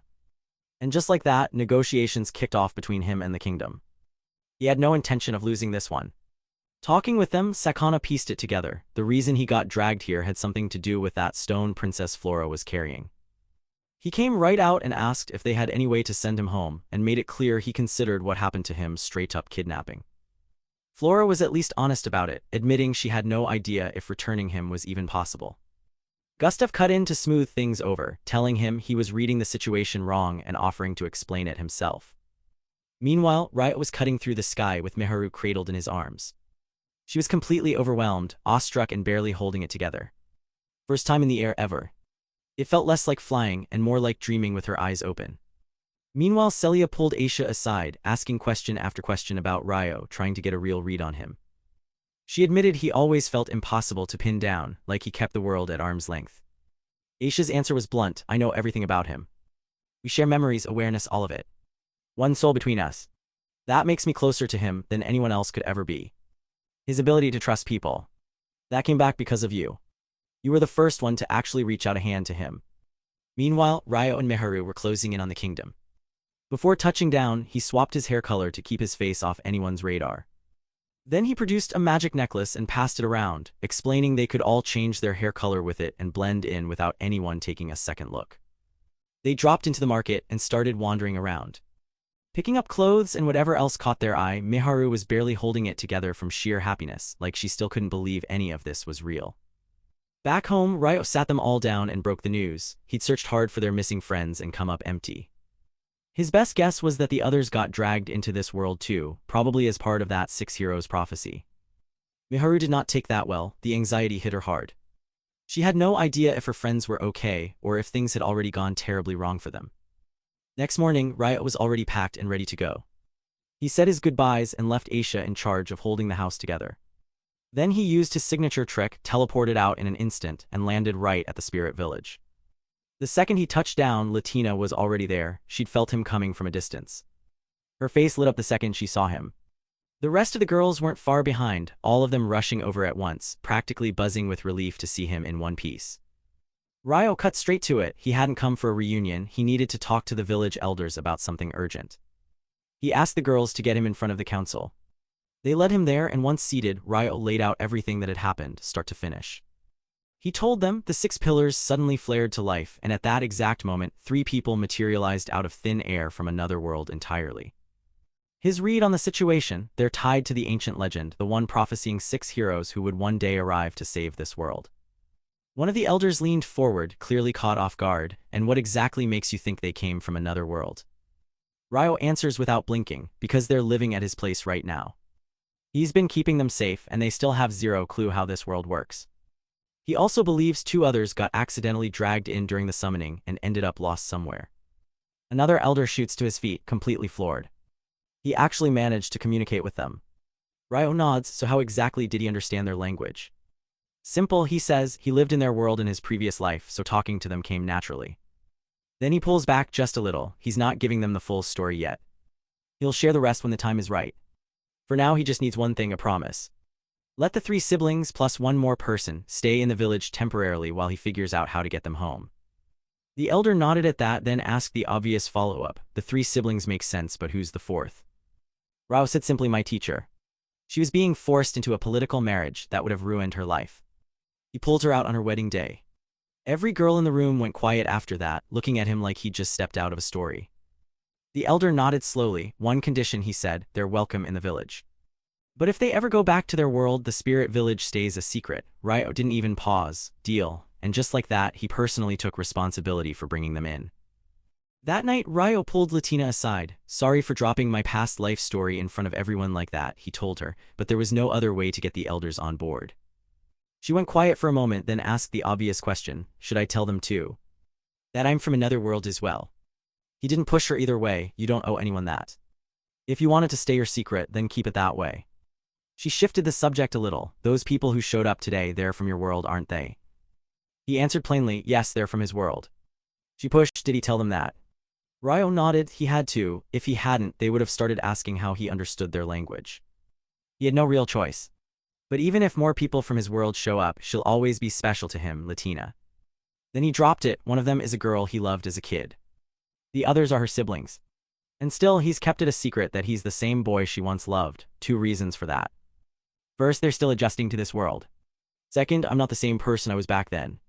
He asked Latina to keep all of it between just the 2 of them. The next morning, Ryo said his goodbyes to Latina and the girls, letting them know he was heading out to bring back the 3 siblings. 2 weeks give or take, and then he was gone. Scene cuts, completely different kingdom now. A king on his throne, a princess at his side, full royal setup. He told her he called her in on short notice because something serious had come up. He explained that they used a powerful magical stone to pull a girl from another world. And she turned out to be a hero. He'd heard her kingdom managed to summon someone from another world too. Now that this is real, he wants her to pass word back home. Her kingdom is invited to a ceremony he's hosting. Oh, and bring their summoned hero. The princess agreed to carry the message. But she had one question first: what's the name of the hero they summoned? The king said her name was Suki. But then Suki clarified, that's her family name. In her world, the family name comes first. The princess felt a strange jolt of recognition, like she'd heard that name somewhere before. A suspicion started forming. Maybe Suki came from the same world as their own summoned hero. The king gave her permission to meet Suki face to face. So the princess personally escorted her to where Suki was staying. Meanwhile, Ryo stands in the middle of a dark forest, monsters all around him, their eyes glowing out of the shadows. He gives one cold, quiet order. Capture anyone with immense magical power. You have until tomorrow. The monsters shot off like a raging storm, rushing toward their target. Meanwhile, Rice's trap to ensnare Ryo was slowly closing in. The next day at Celia's place, she was sitting and playing with the younger brother while Miharu spent time with her sister. Their conversation kept circling back to Ryo, like it always does the moment his name comes up. Her sister picked up on it fast and asked with barely disguised jealousy, "Why do you keep talking about him?" She wasn't hiding it at all. Miharu kept her voice steady, calm as ever. "I trust Ryo, I'm leaving it all to him. He'll figure it out." Her sister let out a short, dry laugh. "This is literally the first time I've seen you flustered over a guy. You look genuinely happy around him." Miharu shot that down fast. "Maybe it's just because he's kind to us, patient with us." That's all. Her sister wasn't buying it. "That rudeness of his, it reminds me of the old Haruto." She caught herself, realized how harsh that came out, apologized and walked off, but she couldn't stop thinking. Did she still love Haruto?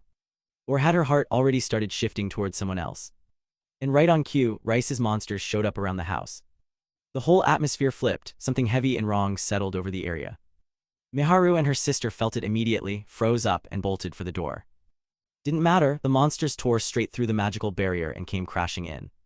Right when it looked like that was it, Aisha dropped in and hit them with a spell powerful enough to send the monsters scattering. She explains, the barrier's energy pulled them in like a magnet. Then adds she'll protect everyone even if it kills her. She doesn't get to finish that sentence. A massive beast is already mid-leap, aimed straight at Miharu and her sister. Celia throws herself between them at the last second and pulls them both out of the way. Then the air splits open with a shockwave of pure force. Ryo hits the field and he is not easing into it. The monsters push back hard, way harder than they should. Something is off about them. Aisha flags it right away. These monsters don't give off the usual aura. That dark coloring isn't just aesthetic, it means there's something else entirely. Ryo drops one and instead of a corpse he gets a strange crystal where the body should be. Not an illusion, not a trick of the light. These things are real. Meanwhile, Aisha just quietly erases the rest with her magic. After the fight, Ryo pulls everyone together. "We move now. Whatever just happened, it isn't over." Meanwhile, Rice was watching as his monsters came trickling back. But some of them never showed up. Specifically the ones Ryo had put down. The ones that did return dragged along captured warriors, exactly as the trap was designed. Rice didn't skip a beat. He ordered them back out to keep the operation running until he got what he came for. Come morning, Ryo teleported the whole group straight to the village. Nobody was ready for that. The instant travel hit everyone like a gut punch. 1 second they were somewhere else, the next they were here. No warning, no transition, just gone and arrived. The moment their feet hit the ground and they got a look at the demi-humans, everyone just froze. These were unlike anything they had ever seen before. Ryo kept his cool and explained that these weren't ordinary demi-humans. They were rare spirits hidden from the world, known only to a handful of people. Then Latina opened her mouth and spoke in perfect Japanese, and every jaw dropped. She laughed it off and told them she was just like Ryo. She still carried memories from her past life. Then she offered to teach them the language of this world. Ryo gave her a look and asked if she was really okay with everyone knowing who she actually was. She answered without hesitation. She had told the village elder and her close friends a long time ago, and they accepted her completely. The second she heard Miharu's name, she knew exactly who she was dealing with. Warm welcome, no hesitation. After that they took a slow walk through the village. The villagers watched them the whole time, not hostile but not relaxed either, curious and a little wary. Ryo explained it, this place had been cut off from the human world for a long time, so outsiders made people uneasy. Then the village chief and the elders showed up and the tone shifted completely, proper warm welcome this time. They put together a small celebration, lights, incense, the whole thing. Dryas greeted them personally and the good mood rippled out across the whole gathering. Miharu's little sister just stood there watching with her eyes basically glowing. She was clocking how the villagers acted around Ryo, not just polite, genuinely fond of him, respectful, trusting, and something clicked for her. Yeah, this guy is the real deal. The next day, Ryo and Celia said their goodbyes to the whole village. Miharu had put together a full spread for them and looked at Ryo with these grateful eyes and said, "Thank you for everything you're doing for us. I'll repay you someday, I promise." He just smiled, then headed out with Celia and Aisha towards Celia's family estate. Meanwhile, somewhere else in the kingdom, the summoned hero was standing before the princess. She told him a special ceremony was being held to welcome the newly summoned heroine and that he was personally invited. Princess Flora and the Duke would be attending too. The Duke technically had final say over all this, but the hero had already stopped paying attention to that detail. The princess's charm hit different and the hero agreed on the spot. He even asked if she'd be attending personally. She said yes. He smiled and told her he'd be there, no question. That night, Ryo and Celia made their way to her family's home. Walking back there hit Celia hard. She was a mess of emotions. She told Ryo about a secret passage through the garden, something only the family knew about, and suggested they slip the letter through that way. Ryo had a different idea: use spiritual arts to mask their presence entirely. It worked. They slipped past the guards without a single person noticing. Right at that moment, Celia's father was alone in his study. The moment she lit the lantern, the crystal next to him lit up too, tipping him off that his daughter was somewhere nearby. He sprinted to the passageway and found nothing but a handwritten letter. I'm living a peaceful life now, with people I actually trust. I know I hurt you when I turned down the Duke's proposal, but I will come back someday and explain everything. He finishes reading, lets out a long breath, and the tension just drains out of him. She was here minutes ago, she's okay. Meanwhile, Ryo and Celia are already long gone, cutting through the night sky. He glances over and asks if she's sure she didn't want to go back and see them in person. She shakes her head. This was the cleaner move, she says. No messy reunions, no complications, not yet. She thanked him and she meant it. No deflection, no awkwardness, just genuine gratitude for everything he had done. Next morning, Yuzoma's ship is out on open water when she spots something enormous cutting through the sky above them. A dragon. Terrifying doesn't even cover it. One strike from that thing and the ship, the crew, all of it just gone. Lucky for them, it wasn't hunting. The dragon kept going, completely unbothered, like their entire ship wasn't even worth a second look. That close call was enough. Yuzoma and her crew knew pushing forward was not an option anymore. They made an emergency landing at the nearest city they could reach. There, Yuzoma was stunned to find Duke Gino's ship docked at the exact same spot. Turns out he'd stopped for the same reason, the dragon. They held an emergency meeting, pooled what each side had seen, and tried to figure out what this thing actually was and where it was headed. Meanwhile, Ryo and Celia were together in the same city, but they'd completely lost Aisha. They searched around until they finally found her at a food stall, calmly eating like nothing was happening. When Ryo walked up, the vendor looked him over and asked, "Are you that girl's servant?" Ryo paused for half a second, then just went with it. "Yes, I'm her servant. I'll cover whatever she ordered." The man waved him off. "No need to pay today. The whole city is eating free right now because summoned heroes from another world just showed up. And apparently they've been invited to some grand ceremony in a city called Galark." That hit Ryo like a brick. He asked, trying to keep his voice steady, "Do you know their names?" The vendor didn't know, but word was their ship was already headed to Galark for the ceremony. Back in the meeting, Sama laid it out plainly. A dragon that powerful nearby was terrifying, well beyond anything humans could reasonably deal with. Yuzoma answered that if the worst happened and the dragon actually threatened the city, their only real option would be to propose evacuation. Sama looked at her and asked the obvious next question, "So what does she plan to do from here?" She said she was heading home. She had left an assistant in charge, but she was the real ruler, and her country needed her back. Sama looked worried and pointed out that going back right now was dangerous. Yuzoma brushed it off, saying her maids were more than used to fighting through danger. Sama wasn't having it. "I'm a hero. How can I just stand here and watch?" "I'm coming with you," someone tried to argue, but Gustav cut them off. "He's a hero. Their rank doesn't give them the right to stop him or give him orders," and Yuzoma knew it. Gustav clarified that Sama was a hero from another kingdom entirely and had no business risking his life for theirs. But he pushed anyway, and eventually she gave in. While they were getting ready to head out, one of the Duke's guards assigned to protect her showed up. He introduced himself as Brant, and it turned out he actually knew the maid Arya from way back. He told her he'd spent a long time searching for her, and that what happened to her family was cruel. Arya's response was completely calm. "Princess Yuzoma took me in. I serve her now." And with that settled, the convoy moved out. Halfway down the road, Arya suddenly yells at the guards to stop the carriages. Monsters in front, monsters on both sides, way more than anyone expected. Way more than you'd ever stumble into by accident. This was arranged. Then boulders start raining down on the convoy from above. Arya throws up a barrier fast, pulling her full magical power to shield the princess and everyone nearby. But the monsters just keep coming, nearly 400 of them. Arya plants herself at the front and orders the soldiers to fall back and guard the princess no matter what. She steps forward alone and hits them with an attack that leaves the whole battlefield frozen. Somewhere in the distance, Rias was watching the whole thing play out. And of course he was behind all of it. He muttered to himself, I didn't expect them to last this long. That assistant is way stronger than he bargained for. Back in the carriage, Sama was barely holding it together, trying desperately to mask how scared he was. He forced a calm face and said, why haven't the guards dealt with these monsters yet? If this keeps up, I'll have to step in myself. Then a massive object slammed into the carriage and nearly rattled it apart.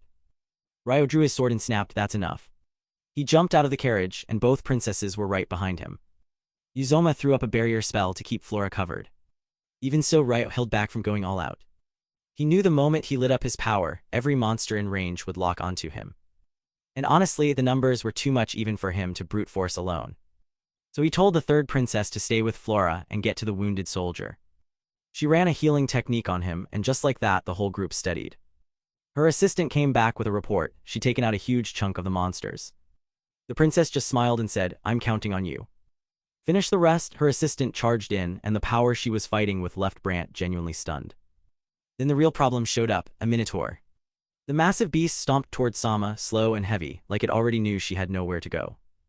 Sama hit the ground, completely frozen with fear. The beast came at the maid, and she barely got out of the way of the first swing. Even that glancing hit was enough to send the carriage flying, almost killing Flora outright, until Uzoma pulled her back from the edge at the last second. Just as the beast wound up for another swing, a sharp flash split the air. Ryo dropping straight out of the sky. One sword raise, one clean slice, and the minotaur was just gone. Everyone froze. Flora caught a look at his face and knew instantly, this was the same person who pulled them out of danger back at the academy. Then a second minotaur stepped out, bigger and meaner than the first. Ryo didn't even pause, he drove straight at it, matched its massive blade head-on and sent the thing crashing deep into the trees. Then a third one showed up. Ryo took it head-on, landing quick, decisive hits. Everyone watching just went quiet. And as he closed the distance to Flora, recognition hit him. He knew exactly who she was. Ryo stopped and looked around, barely processing what he was seeing. Out of every place in the world, he'd somehow run into a princess here, in the middle of a monster attack. He muttered under his breath almost to himself, I never imagined I'd see her here. Then the other princess stepped forward, thanked him, and introduced herself properly as Princess Uzoma, ruler of Amandi. Ryo introduced himself in return, not as Ryo, as Haruto. Flora's eyes went wide the second she heard it, like the name had tripped something in her memory. She wasn't certain, but she wasn't letting it go either.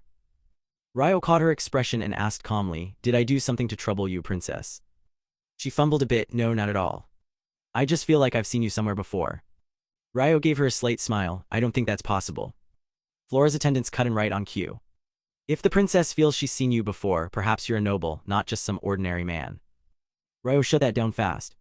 No, I'm just a wanderer. He wanders from town to town, sharpening his sword skills on the road. No crown, no bloodline, no obligations. Then a maid stepped forward. The second she saw Ryo, recognition hit her face. She blurted out his name, Haruto, and told him she was the one who helped him back at Rika's shop. Her name was Chloe. The princess hadn't expected that, clearly thrown off by the fact that her maid already knew this guy. Chloe filled her in fast. She'd been running the main branch in Amandi and crossed paths with him there. The princess stared at her, then looked back at Ryo, genuinely caught off guard. She had no idea he was one of their customers. She thanked him again. Right on cue, Sama walked in and introduced himself as the newly summoned hero. The second Ryo heard the name, he put it together. This guy was from Japan too. He smiled and said, so you're the one everybody's been talking about. Your name's all over the place. Sama didn't argue with that. That's right, he said, no hesitation. Ryo kept it respectful. Genuinely an honor. Sama looked him over, you seem like a solid swordsman. That fight was something else. Ryo plays it humble, telling them honestly that they all outclass him. Just being around people this strong has him on edge. Princess Flora stares at him like he just said the sky is green. The guy dropped a minotaur without blinking and he's nervous. Sama does not love that. You can see the jealousy kick in almost immediately. He nudges the group to get moving, and they do, no argument. Meanwhile, Ryo can't shake it. Flora keeps acting like she knows him and he has no idea why. What makes it weirder is watching Sama fit right in with everyone, easy as breathing, while Ryo's still piecing together this girl's deal. Ryo spots the carriage that took damage in the fight and steps up to fix it. The princess turned to her maid Arya and told her to check it first. But Ryo froze the second he heard the name Arya. Something about it tugged at him. A memory hit. He was flying alongside Celia and Aisha, telling them that once they cleared the forest they'd reach Amandi. Right at that moment, Aisha had picked up on a fight nearby, Arya holding her own against a pack of monsters. They all moved toward it fast. When they got there, Celia recognized her immediately and told Ryo she used to be at the academy with her. Apparently she now works for Duke Credia's daughter. Then a massive monster showed up. Ryo passed Celia off to Aisha with a simple take care of her, and walked straight toward it. Before the fight even started, he casually fixed the broken carriage with his sword.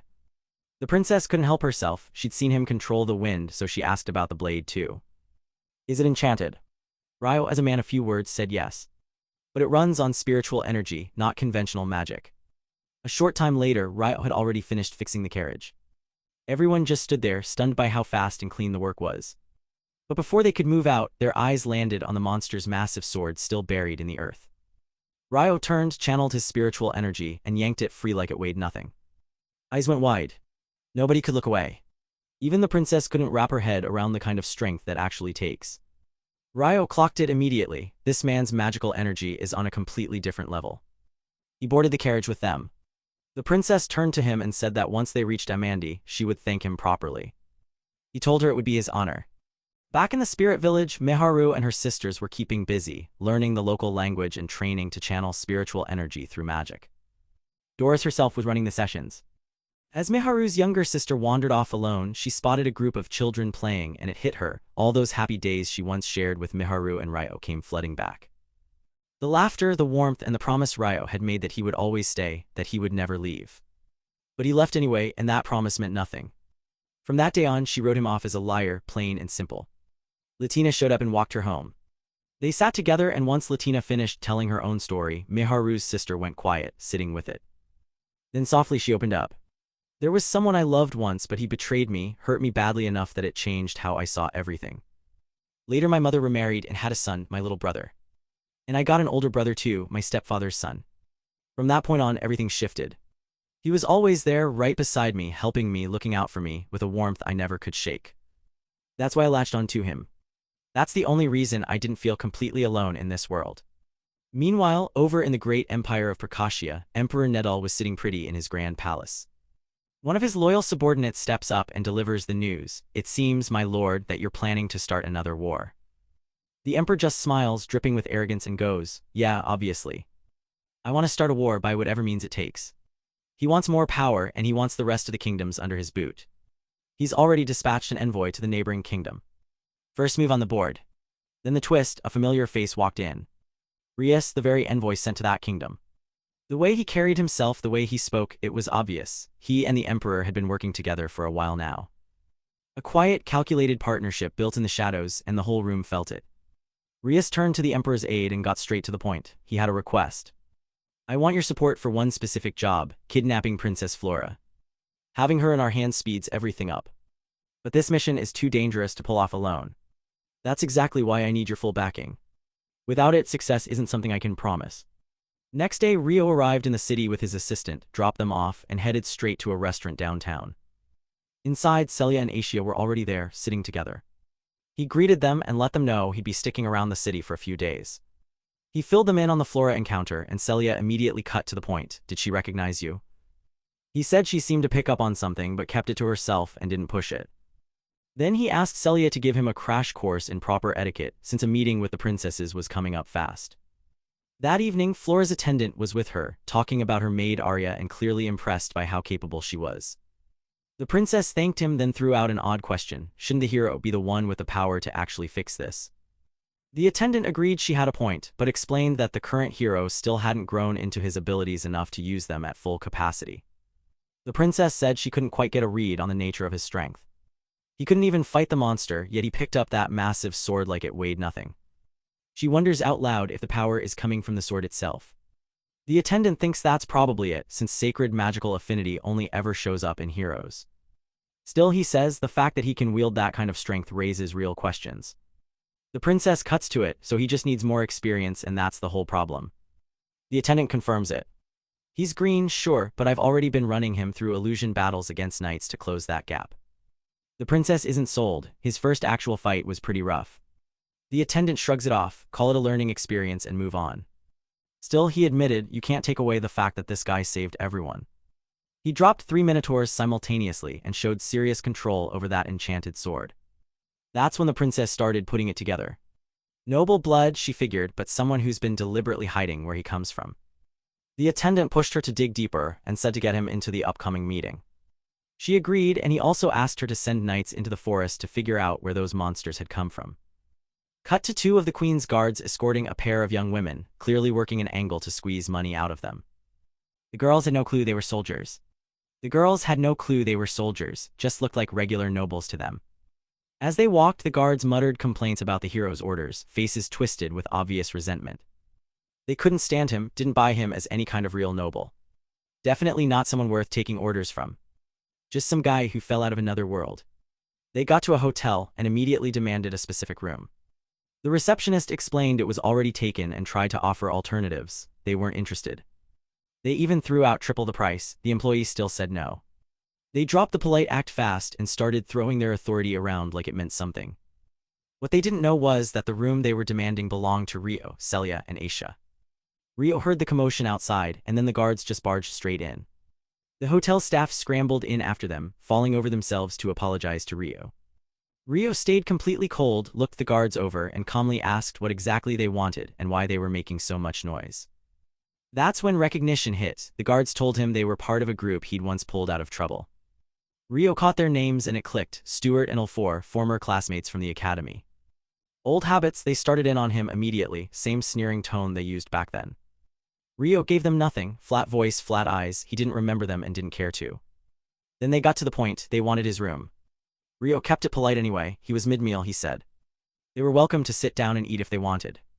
Then he stood up to leave with Celia and Aisha, and one of the soldiers blocked him. Stay for dinner, he said. Ryo declined, calm as ever, he'd already eaten. That didn't go over well. The soldier's voice went hard, so you're turning down our invitation. The soldier went straight for the insult, commoner. Sure, you can swing a sword, but you're still just some nobody. Right on cue, hotel staff stepped in and made it clear, cause any more trouble with guests and there will be consequences. Ryo turned to leave, the soldier stepped into his path. You don't even know how to address a noble properly. The sneer was right there on his face. Ryo just shrugged. Unfortunately, he said, I was born ordinary. Then he dropped the line. He doesn't like raising his hand over something like this, but regional law does allow duels under certain circumstances. That was all it took. The guard completely lost it. The guard completely loses it. He lunged at Ryo, which was a mistake. Ryo slipped the attack without breaking a sweat and locked the whole situation down. 2 strikes, clean and brutal. Both Stuart and L4 hit the ground. News got back to the princess's aid fast. She was mortified. This was the last impression of the nobility she wanted Ryo to walk away with. She wasn't going to let it slide. She went to find Ryo herself and apologize. Meanwhile, Flora's aide had his own response in mind for those soldiers, and it wasn't going to be a gentle one. He got on their faces furious. I never expected much from you two. But this, he tore into them. Your stupidity is now my problem to clean up. He made it clear there would be no second chance. The punishment is the stripping of your titles. You can't do that, we're nobles, they protested. Their father exploded back. That swordsman has more talent in one hand than you have in your entire bodies. It was just a fight with some swordsmen, but their father shouted furiously, that swordsman possesses a talent that far exceeds yours. He took down 3 monsters at once, clean and brutal, like his sword was an extension of his will. Think you could pull that off? Their father then gave them an ultimatum, one last chance to claw back some dignity. They'd join the forest investigation. Princess Flora herself would be watching. Prove they're worth something and he might still back them. Fail and it's a one-way trip back to Redania, straight to a prison cell for the rest of their lives. They agreed, but their father had one condition attached. Their first condition, Ryo gets an apology. They hated it, but they had 0 options. Meanwhile, the princess tracked Ryo down to deliver the news herself. She told him they were ready to apologize and that he could ask anything of them in return. Ryo kept it short, apology accepted, no requests. Later at the palace, both soldiers showed up and bowed in front of him. Ryo accepted without making it a moment, clean, no drama. After that, he folded back into the group with the hero like nothing happened. The princess asked him how his journey had started. Ryo kept it brief, orphaned at 11, been traveling since, currently 16. Right then, the duke's assistant made his pitch, a palace position with a fast track to nobility and a salary that matched Ryo's obvious strength.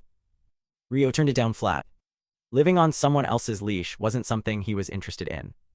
Meanwhile, the soldiers who had just clashed with Ryo were now tramping into the forest on the princess's orders. They were out there combing for any clue about what actually went down. One of them was not hiding how he felt about it. Why is he even making us do this? Why am I stuck marching alongside useless soldiers for someone like Ryo? Of all people, he doesn't even deserve it. While they kept marching, their captain threw out a warning: expect monster attacks ahead. Then the emperor's assistant just appeared out of nowhere, blocking the road in front of them. Cut to Maharu in the village square. She's standing in the middle of it all, sword in hand, drenched head to toe from non-stop training. She gripped the handle hard and worked through every strike with total focus, one rep at a time. A crowd of village kids had gathered nearby, watching with wide eyes. None of them could figure out where that kind of drive comes from, or why she pushes herself this brutally. Finally, one of them spoke up: "Why are you doing this? Why do you push yourself like this day and night?" Still catching her breath, Maharu answered, "I do it so I won't be a burden on Ryo. He's always the one out there fighting, putting his life on the line for us. But this time I want to be able to protect myself, and protect him too. I'm done being the one who just stands there waiting to get saved." Then the scene cuts cold, the emperor's assistant standing motionless, eyes like a closed door. Beside him stands Rice, silent, no real read on why they've come to this place. Rice lets a slow, sly smile creep in. "We came here specifically for you." They already knew he was coming. He drew his sword slowly, eyes cold with intent, and gave the order. His assistant would handle this, wipe them out, end it here. The assistant looked them over and felt nothing but contempt. Just kids. Not even worth the effort. Their leader held his ground, but the assistant was already moving, covering ground in a blink, cutting through them one by one before anyone could react.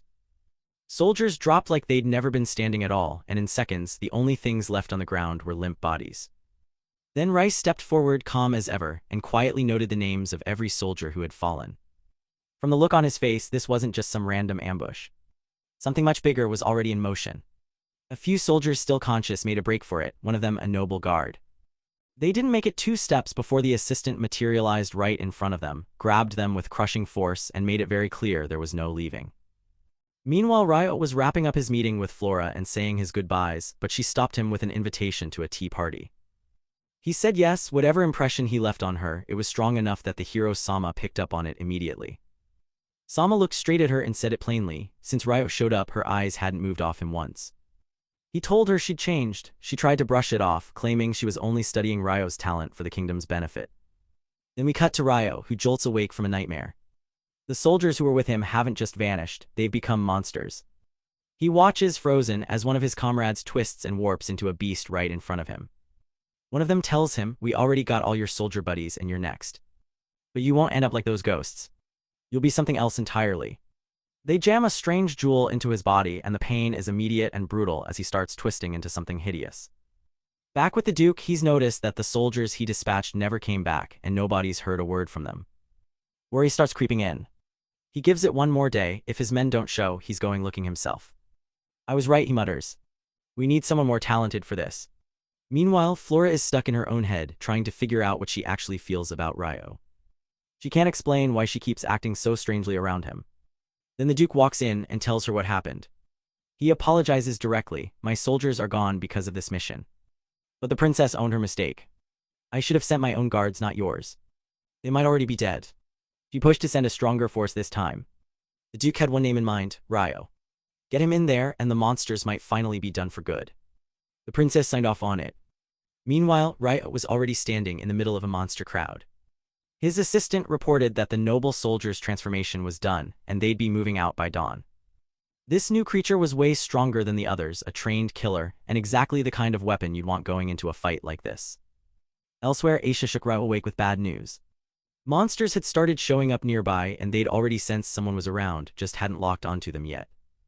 Meanwhile, the monsters were closing in, so the soldiers hit the alarm horns fast, getting everyone off the streets.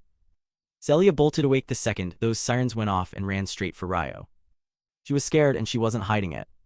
She demanded to know what was going on, and Ryo, cool as ever, told her, "First thing we need is actual intel on what we're dealing with." Celia pushed back. She wanted to fight. She made her case. Her magic was solid, and she wasn't going to just stand there. Ryo didn't argue. He let her stay and went to see the situation for himself.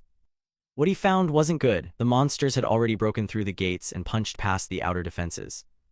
Still, Ryo wasn't ready to call it lost. Then Aisha came running back with more bad news. A second wave was pushing into the city from a completely different direction. They weren't just under attack, the city was surrounded. Citizens started running east. Bad call. The monsters had already pushed in from that exact direction.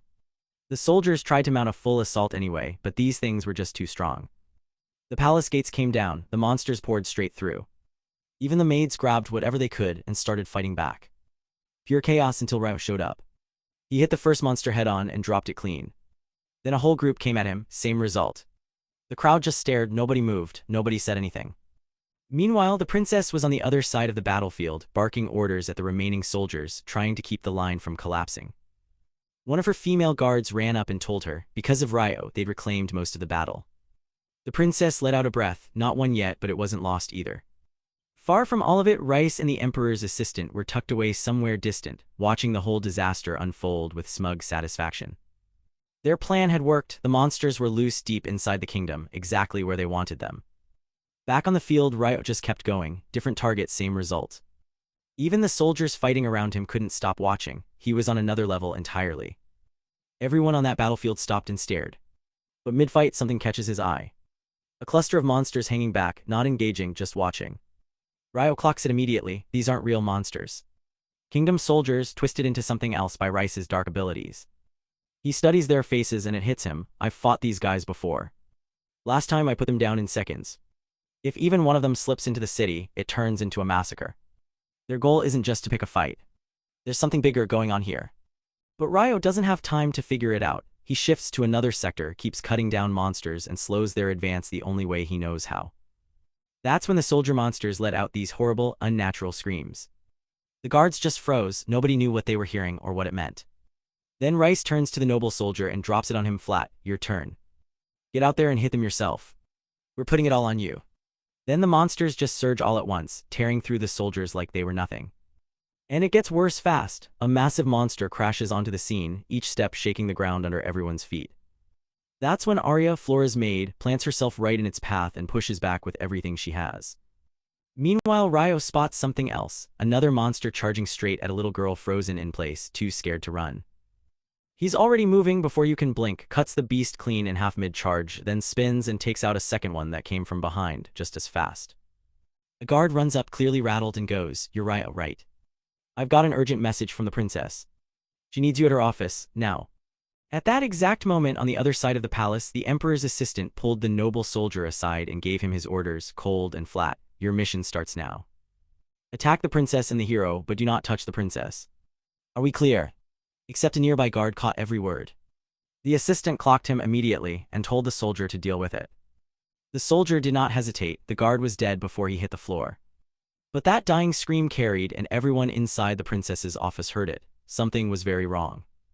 A second later, the noble soldier came through the door with monsters right behind him, and they did not wait for an introduction. The hero reacted fast and one of the queen's guards stepped up to intercept, but a massive beast cut him off and put him down without breaking a sweat. Then the noble soldier turned on the hero and hit him with everything, dropping him unconscious in a single blow. Everyone froze, and not just because of the monster's raw power or what it looked like, it spoke. That had never happened before, not once. Then the creature turned and charged Duke Ievi, its own father, driving a killing blow straight into his gut. The Duke's other son was already locked up with another monster and couldn't break away in time to help. The beast kept pressing, then seized the Duke and flung him directly at his paralyzed son. With every enemy monster tied up in their own fights, the princess spotted her window and made her move. She bolted the moment she had an opening, but the second she cleared the office door, she froze. The emperor and his assistant were already there, standing like they'd been waiting the whole time. He grabbed her and walked right out of the building, no fight, no words. Meanwhile, Ryo was with the other princess, who was thanking him for pulling her out of danger. Then Aisha cut her off with something more pressing. There were still monsters loose inside the building. The princess looked genuinely thrown by that. She pushed back, said the building was guarded by elite soldiers and nothing like that had been reported to her. But Ryo and Aisha held firm and she trusted them enough to act on it, ordering her soldiers to sweep the whole place. Right about then, Rice pulled aside the emperor's assistant and told him straight, get the princess out now before she gets dragged into a fight that has nothing to do with her. The whole thing had been a kidnapping plot from the start. Getting the princess to order a search was just how they cleared the room. Elsewhere, Flora's assistant was throwing every magical technique she had at the monsters, and none of it was doing anything. She was running out of options fast. Then the hero snapped awake, eyes blazing, and threw himself at the monsters with strength that came out of nowhere. He tore through them one by one, then hit the noble soldier with a water elemental strike that leveled everything in the blast radius. The problem, Ryo and Flora were one floor below all of that. When the explosion went off above them, they both knew exactly which room it came from. And somehow, against all logic, the noble soldier walked out of the hero's attack alive. While he moved to chase the monsters down, Rice came up behind him and dropped him with one brutal hit. Then Rice turned to the soldier and sent him off to deal with whatever enemies were left. The moment he walked away, Rice knelt down and started drawing a magic circle on the ground. Wave after wave of monsters poured out and went straight for the civilians. Soldiers scrambled to contain them and the streets turned into a war zone fast. On the other side of the chaos, Ryo was already in the thick of it, moving through monsters at a speed that was almost hard to follow. Then he stopped cold. Flora had been taken. She was locked in an enemy's grip, screaming in pain and terror, desperately calling out for the hero and anyone else who could hear her. The enemy put a blade to her leg and made it simple, move and she loses it. Ryo locked onto the man's face, his voice every detail. The pieces clicked into place and his stomach dropped. It was him, the man who hunted Dima, the man who killed his mother. That old wound cracked open, and everything inside him turned to fire. Then Aisha was beside him, steady as always. Go after the kidnapper, she told him. She'd hold the monsters. She called up a barrier, massive and solid, cutting the beasts off from the civilians. Ryo took that at face value and didn't argue. But before he left, he turned to Flora and made a promise in front of everyone. I will save you, whatever it takes. Then he was gone, sprinting after the enemy. Back with the others, nobody could figure out why the monster count kept climbing instead of dropping. Aisha kept working, throwing up barrier after barrier to keep people safe. The princess just stared at her. That kind of magical output was not normal. It felt like she wasn't even from this world. Celia stepped in and explained it to the princess. Aisha runs on the same mysterious magical force as Ryo. And Aisha wasted no time proving it, cutting loose with genuinely terrifying power against the monsters. She hammered them with magic, one after another, no hesitation. But the monsters adapted fast and closed in from every direction. Then the noble soldier reappeared, charging straight for Ryo's group. His target was obvious, wipe them out, and Aisha especially. He opened his mouth and everyone froze the second they heard his voice. Whatever he said, it pointed at something nobody had an answer for. Before anyone could process what he said, one of the monsters smashed clean through the magical barrier protecting the princess. She slammed up a stone shield fast, buying everyone a few more seconds. Meanwhile, Aisha had her own problem, a noble soldier coming at her with a relentless chain of heavy strikes. She slipped every single one, moving like he wasn't even a threat. Then she picked her moment and took his head clean off, one slash done. Ryo, for his part, was already airborne, pushing his magic hard and chasing down the killer's trail. He locked onto the location and dropped in to find the killer standing right there with Flora. The guy looked like he'd seen a ghost, absolutely floored that anyone had found him. Nobody had ever tracked him that precisely before, he had no answer for it. Meanwhile, Miharu was having a very strange dream. She saw a man standing in front of her, sword in hand, radiating raw, terrifying rage. She saw Ryo's mother collapsed in a pool of blood, and a small child standing beside her who looked exactly like Ryo. And standing over that body was the killer. Then Ryo stepped into the dream, drew his sword, and took the killer's head clean off. Miharu jolted awake shaken, with the gut feeling that this was no random nightmare. This was connected to something real happening right now. Back to Ryo, and he's standing face to face with the Emperor's assistant, who just happens to be the man who killed his mother. Ryo asks him to identify himself, hand already moving toward his sword, positioning himself like he's about to cut down Flora. But that cold, empty stare tells a different story. He's not here for Flora. He's here for one thing only, revenge. The killer gets it immediately. He pulls back his hood and asks if Ryo has been hunting him this whole time. Ryo doesn't hesitate. Yes, you were the target from the very start. The killer throws everything he has at him, and Ryo just stands there, blocking every hit without breaking a sweat. The killer went wide-eyed, then reached for a massive sword like that might actually change something. It didn't. Ryo handled it just as easily. One thing was obvious, Ryo didn't want Flora anywhere near this fight. This was personal, just him and the man who destroyed his family. Meanwhile, the rest of the group was still neck-deep in monsters. Then Celia noticed something off. Every single monster was zeroing in on her specifically, like someone had painted a target on her back. Ryo turned to the killer and asked him straight, why all the hatred? The killer had one condition, keep the princess out of this fight and he'd tell Ryo everything. Ryo agreed, so the killer started talking. 10 years ago, he was Ryo's father's friend.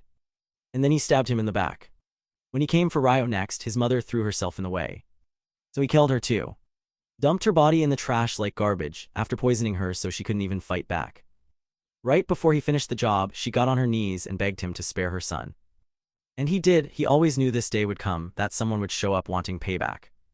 And now here Ryo is, the villain almost sounds impressed, almost, he does clock that the hair color is different. That hits Ryo like a physical blow, the whole weight of his past crashes down on him at once. But he doesn't crack. He's been through too much, he's not breaking down in front of this guy, not now. And Flora finally puts it together, same person, different look. The boy from the academy is standing right in front of her.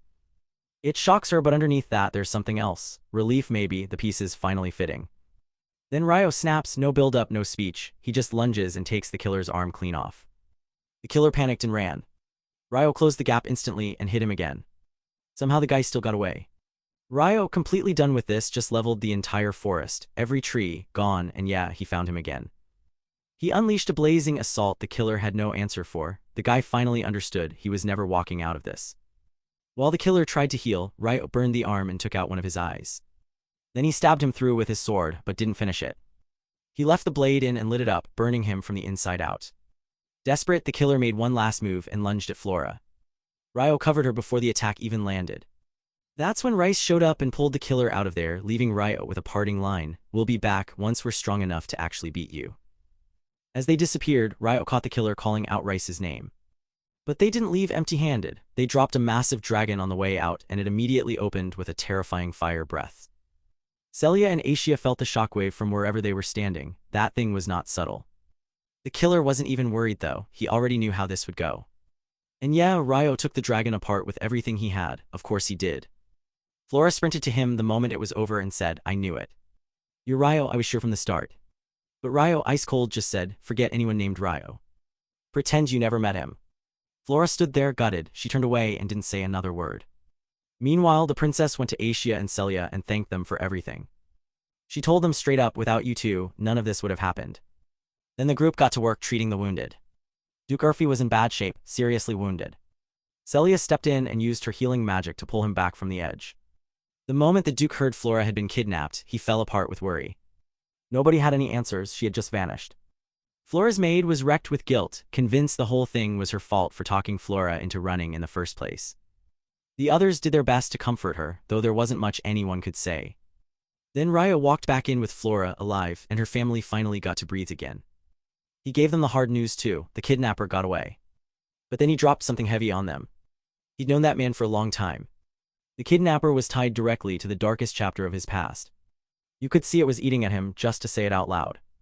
Meanwhile, after every attempt to heal the killer had failed, Rice finally said, "We have no choice but to use the stone." He drove it into the killer's body and made one thing crystal clear. If you ever cross that boy again, don't even think about fighting him. He is far beyond you. Ryo sat down with Aisha and Celia afterward and walked them through everything that went down. The kidnapper wasn't just some random criminal, he was the same man who murdered Ryo's parents. Celia looked at him with real pain in her eyes, put her hand on his shoulder and said it straight, "No matter what happens, I'll be right here with you." Then Ryo met with the Duke, who had one more piece of the puzzle. The killer was once a candidate for Royal Sword, the kingdom's top blade. He never got it. Instead, he ended up as the Imperial Sword. The reason the kingdom passed on him came down to some disaster tied to a noble family. Whatever happened that day left him with a deep, burning hatred for the queen. Flora's kidnapping wasn't random. That grudge is exactly what set it in motion. The Duke added that the killer had an accomplice, but nobody could identify them. Whoever it was kept their face covered the whole time. His best guess, Rice. Then the Duke offered Ryo whatever he wanted as compensation. Money, land, name it. Ryo's answer, nothing, just let me attend the hero welcome ceremony. The Duke agreed and Ryo made his call. He would disappear from the kingdom until the ceremony, too risky to stick around with his real identity on the line. Ryo made it back to the spirit village and Latina greeted him like he'd never left, smile fully intact. The whole village lit up the moment they saw him. Everyone started trading stories, catching him up on what they'd pulled off while he was gone. Then Ryo dropped his own news. He'd found them, the missing friends' location confirmed. They'd been summoned as heroes for some prophecy, and they were set to show up at the upcoming ceremony. Which means the reunion everyone's been waiting for is finally within reach. But here's the real question, can Ryo actually get Miharu and the others back home? And will he finally hunt down the man who killed his mother all the way to the end? We'll find out in Season 3. If you enjoyed the video, like and subscribe. See you next time.